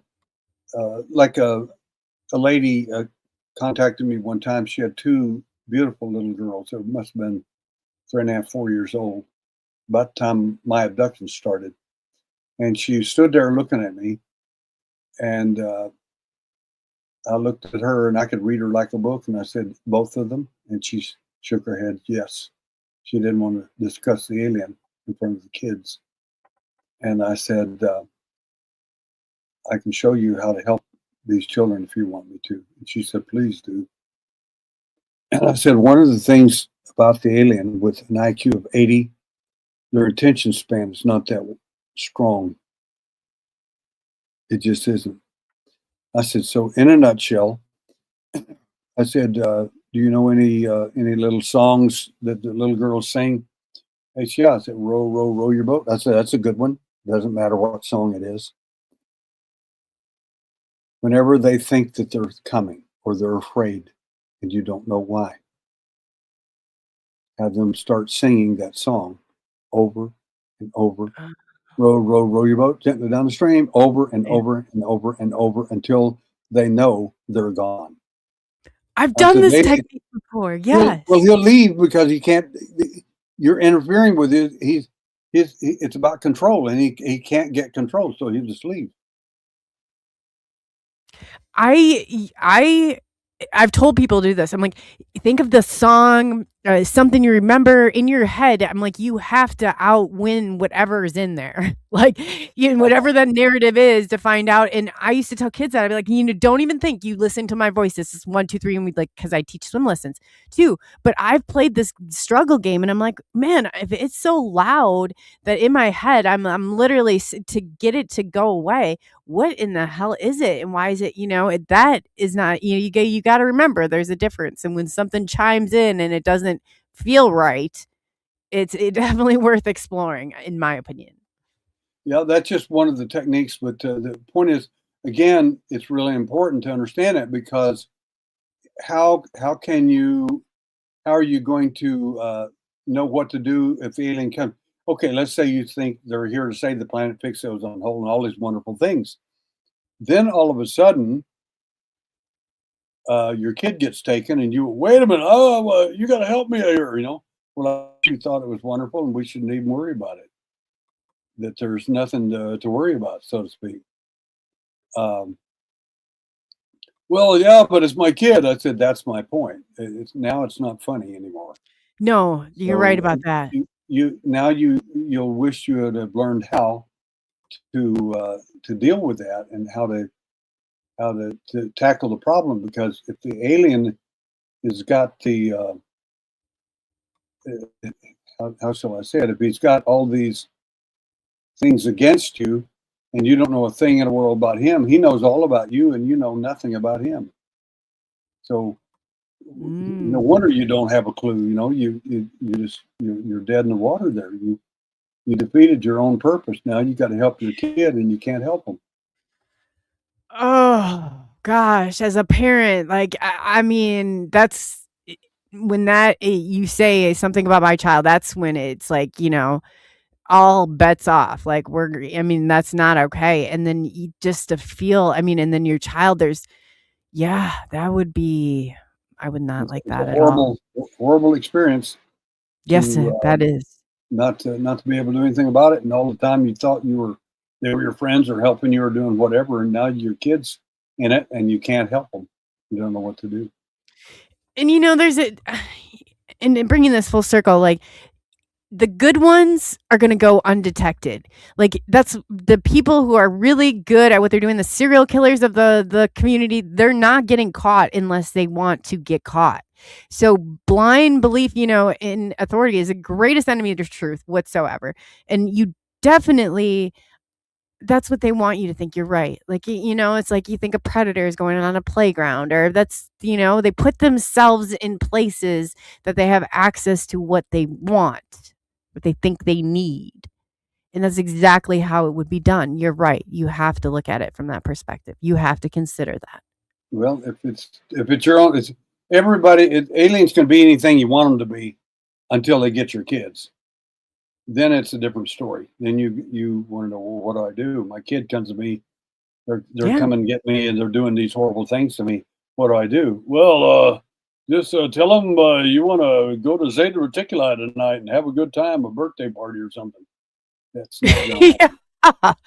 Yeah, tell them to join the Galactic Council of, you're right. No, Sure. that's not okay. That's not, when it comes to kids, I'm like, that's not okay. That's not okay. I don't care what reason it is. It's not okay. Leave the kids alone. The thing I'd love to leave with your audience tonight too, if I can do this and figure out how to do it. I want to leave my email with everybody so they can at least contact me. Some of you claim to have implants or scars, cuts, bruises, and things like that. I would love to hear your story, and I email everybody that writes me. I don't trash anybody, and I'd love for any of your people that had these experiences to write me. And one I was reading on here just a few moments ago about he had an implant and they removed it during neurosurgery, and it was cube shaped and it exploded. And I would love to talk to him about that. And I mean, there's some really important information your people have. They've had experiences that are really, really important. So if they'd like to write me at Derrell W. Sims at mac.com, or go to our website, alienhunter.com, but it's DERRELWSIMS at mac.com.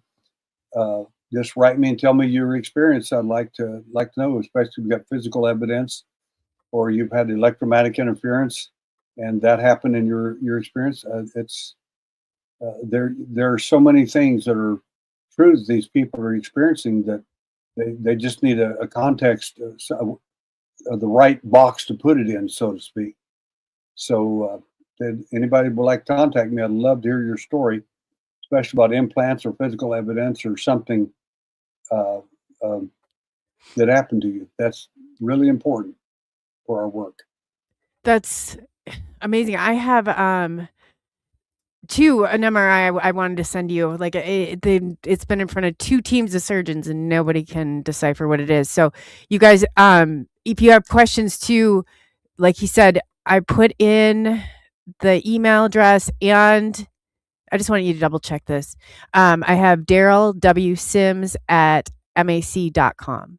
That'd be correct. Okay, so I just wanted to double check because usually my email just pulls up, but and then otherwise they can check your website. So you guys, if you have questions or you had questions tonight and they did not get answered, please reach out to Derrell, and he's very responsive, very very responsive. Yeah, it really is, and I think too because a lot of it, especially on chat. I mean, you're digging pretty deep here, and especially like going through. But I guess I wanted to ask if people think, is there a certain is there something they should look for, like they have an MRI that came back that was very odd? Is there something that would trigger like, hey, this is maybe something that's not very normal, and send off to you? Well, the important thing is if you have X-rays, scans of some kind, MRI, whatever, let me know about it. Write me and tell me about your experience, and I'll direct you from there. And and if we have access to your scans, we'll look at them. I've got a team of doctors that works with me as well. Um, I mean, doctors from as far as way as Italy to South America, and the really big thing is that these doctors don't charge me a dime either. It's all free information. So anyway, they they don't believe much of anything until I tell them. And if I tell them I think it's an implant or it's an unusual circumstance, then they'll look at it very carefully.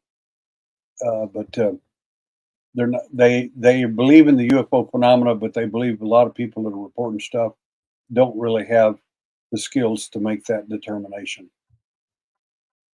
Yeah, until and there is so much of, like you said, the experiencer. Yeah, I don't even know what you even call it now, um, out there. But y- I guess everybody wants to think that everybody's good, and that's not the reality of it. Everybody wants to, and I would love to do that too, but unfortunately, that's not how the world is. It's not how the world operates, and it will never be Well, that way. if anybody that okay, people always tell me this, Daryl, you just don't understand. They're here to help you and do all that stuff. I said, let me ask you a question. Why do why do these beings who are so superior to us in every way have to come get me in the middle of the night?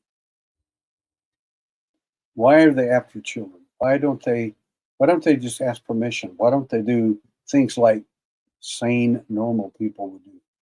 Well, Yeah. they're aliens, they don't have to. I said, though, it's okay for me to abduct an alien then. No, that's immoral. I said, why are you making it immoral for me to do exactly what they do? You're not making any sense.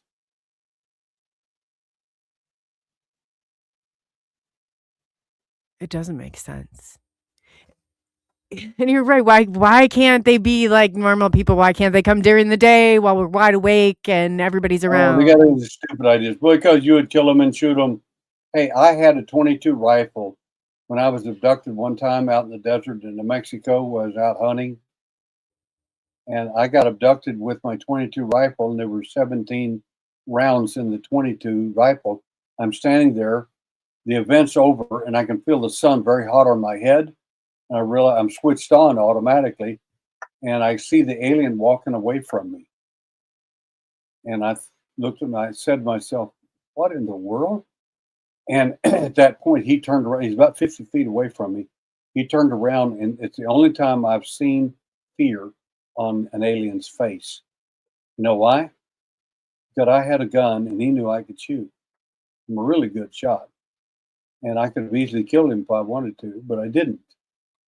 So my point is, they did this with me having a gun there, but it had nothing to do with me. You would have shot him. I didn't shoot him. Never intended to. But that's not the point. The point is, I got taken when I know people that got taken when they actually had a handgun in their car or wherever. And so, how do how do how do how do you explain all that? Why do they do things in the dark? You look in the if you go into the Bible and look in the 91st Psalm, I call it the abductees' psalm, and it talks about the hunter, the terror that cometh by night. It's very Yeah, specific. yeah, yeah. It's very You're specific. right. That stuff's been going on for a long time. And why is it okay for some people to abduct at night, and for aliens, it's okay for aliens to do it, but not, I mean, at some point, I guess we got to realistically have a reality check here with some of this because, yeah, you're right. You really are. Makes a lot of sense. Well, it's just my point of view. And like I say, I don't care whether people agree with it or not because I'm not here to win a popularity contest. I'm here to uh, to get more evidence and to put together a really good narrative that gives us the truth of what we need to know. Oh, by the way, the one I'm talking about is one of the people I've read on your chat line was Polly Rotterman.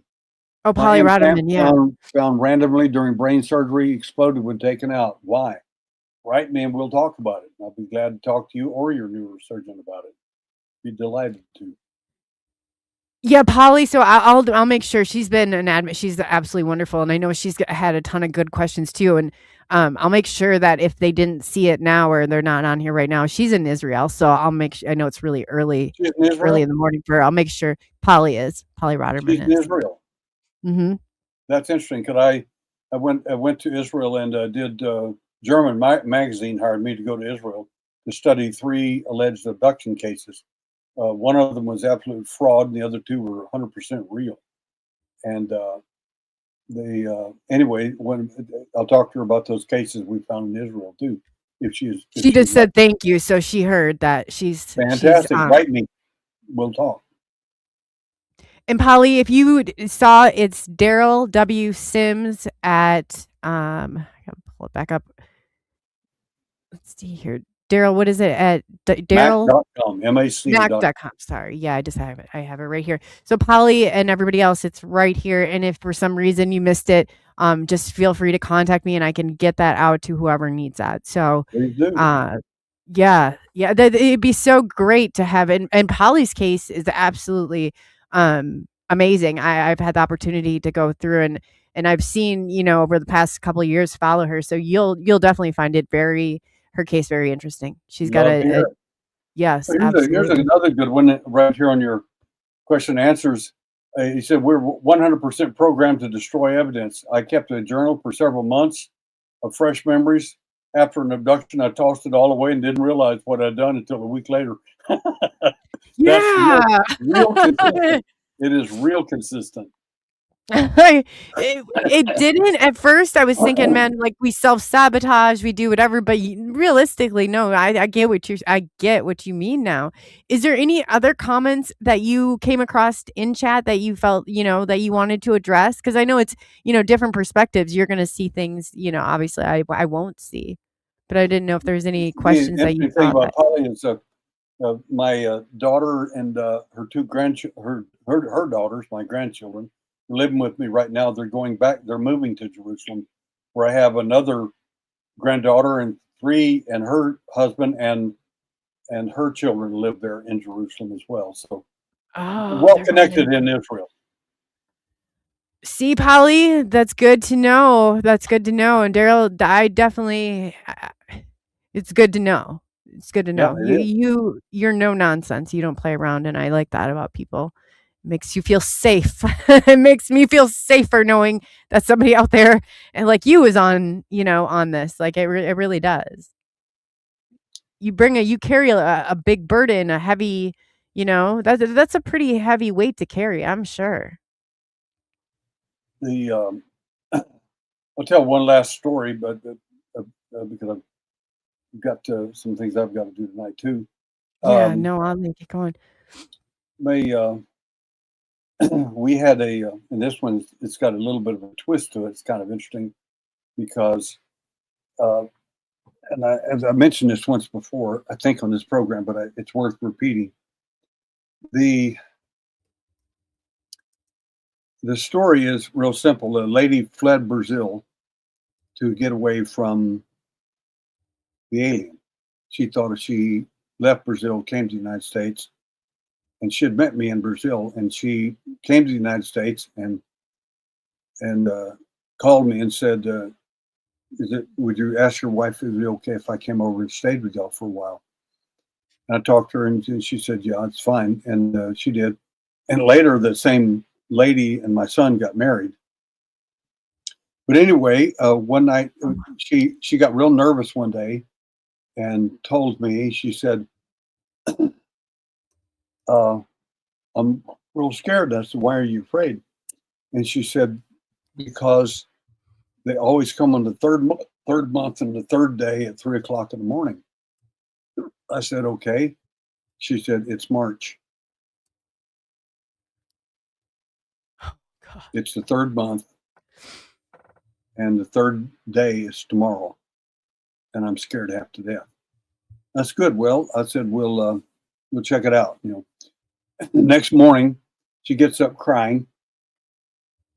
She's living on a pallet in the living room, and we get up and everything, and she's crying, and she said, they came last night. Said he came, and he used the image of one of my friends. She called them the Jimmies, because one of my best friends in Dallas, Texas, name's Jimmy. So she knows they know I trust Jimmy, and so if they use his imagery and voice and everything, they thought that would work for her. Well, it didn't.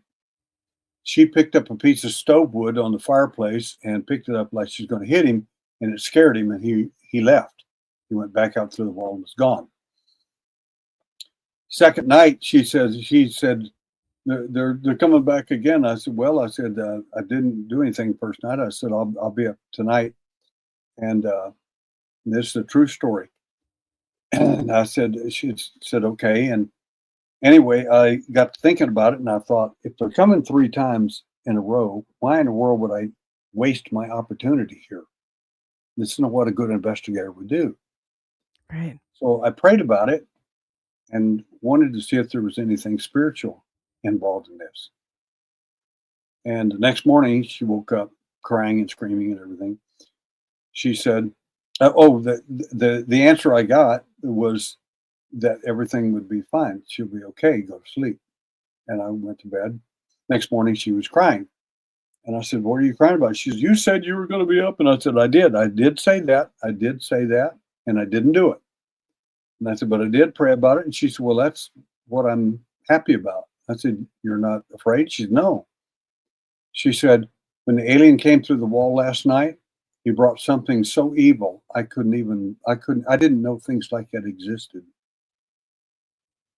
And I said, then what happened? She said, she started crying happily. And she said, an angelic being came through the wall. And those two took off so fast you couldn't believe it. She said, so if they're all good, what are they doing scared to death of an angel? It's a great point, isn't it? So anyway, I said, regardless, I said, this is the third night. I don't care who tells me what, I'm going to be there. So she's okay. So she sets up at 2:45 in the morning, sets up on her little pallet. She just sits up like in a trance. And she's breathing real fast, scared to death. And she said, they're near. And I said, that's all right. Go back to sleep. It's okay. I'm here. Mm-hmm. And she lay back down, went to sleep instantly. And then at 3 o'clock in the morning, I mean, right on the exact note, because I was looking at my watch, she sat up and looked over at me and said, they know that you're here. I said, yes, they do. Now they know that I know that they know that I know that they know I'm here. I said, I'm sitting here with my Japanese sword. We just had over $1,000 worth of work done on the blade alone. I said, I could shave with this thing. And I was hoping they'd come through the wall because we're going to have a little party tonight. And I said, and they know what was going to happen, so they boogied. And that's okay. One of these days, I'm going to be on the other side of that wall. And you're going to have to wonder what that's all about. So anyway, they didn't come anymore after that. And but that's a true story. There's more that happened to her, by the way. I bet. Yeah. Mib came in the house one day, and that's another story we'll talk about later. But that was So it's important to take that, even like paranormal. This is my house. This is my, you're not going to do like stake your claim like that. you should. Absolutely. Absolutely. Wow. Well, Darrell, I want to say, yeah, the techniques, like this is probably, I mean, this is great to know. You blew my mind tonight, and I absolutely appreciate every minute of your time, and I really, I can't thank you enough for tonight's show. Well, you're a good egg, and I liked you the minute I met you, and I listened to you, and I did some research on you as well. I'm sure, like you did me, and Absolutely. I think you're a really good character. I really do. I call Thank them you. good I eggs. appreciate that. I know. I remember somebody else he called a good egg. Yeah. I'm like, oh man, I remember that, in the Midwest, we got all those little slang terms like that. I like that. That's great. And on behalf of all of us, happy birthday yesterday. And I Well, hope, thank you. your birthday week and you had a great special day. We did. It was a lot of fun, and I want to thank everybody out there for listening tonight, and for the contributors, and especially those that called and are going to email me and tell me about their event. I would like to hear about your event. And if there's a question you want to talk about privately, you don't want anybody to know about, that's okay. I'll be glad to talk to you about it. I don't share information if you don't want it shared. It's that simple. Absolutely. And for those of you who did not see the email address, I was going to pull that up really quickly again. Derrell W. Sims at macmac.com. Derrell W. Sims, DERREL W. Sims. So definitely give him a shout out. And again, Darrell, thank you so much. We appreciate you. And I'll be in contact soon. I would love to hear, more, and I'll send you some of the stuff. I'll send you some stuff as well. We'll go Thank from there. you. Thank you. You Thank you so enjoy the much. rest of your night. I absolutely, man, it's just all day long, when sense, and if you want to be those truth seekers, and you want to be, I mean, as much as I do, and as much as I'd love to wear those rose-colored glasses all day long, it's not the reality of it. And when it comes to kids, absolutely, that's not okay. But I encourage you all to find your answers and find your truth out there. And Darrell is a great resource, and his email address is out there, and he's very responsive. I honestly, like, I encourage each and every one of you. And also, if you find your findings and you want to share them, I would love to hear too. And I'm going to have him analyze everything of mine. So I'm going to put it all out there too, because you have to walk the talk. So yeah, we have a great week coming up. It was great to see every single one of you tonight. And again, tomorrow night, you can find me over on MK Invasion with Forever Entertainment, and I will be back on Wednesday. So I'll post a schedule, and I have it all done through January. I'm like, usually I have it done a couple months in advance, but then it usually falls apart. So I'm not going to do that anymore. But yeah, we have some great people coming up. Very excited for them. We have, I'll just post the list because there's so many to even name off. But again, I want to thank each and every one of you. Without you, none of this would be possible. And you're very important. Each and every, in your own ways, you're so important. I could go on and on. So love you all out there. And thank you for taking the journey into the unknown with SNX Radio. I'm Coley, tuning off for tonight, but I will be seeing each and every one of you very soon. Take the journey into the unknown with SNX Radio as we delve into the enigmatic world of UFO sightings and extraterrestrial abductions. Join us for conversations with leading experts and individuals who have encountered these otherworldly beings, uncovering secrets about their experiences, contact stories, and the profound implications for humanity. Listen as we reveal the incredible narratives of those who have undergone alien abductions, shedding light on the psychological and spiritual impacts of these encounters. Explore the depths of consciousness and spirituality as we discuss how these experiences may connect us to something greater beyond our understanding.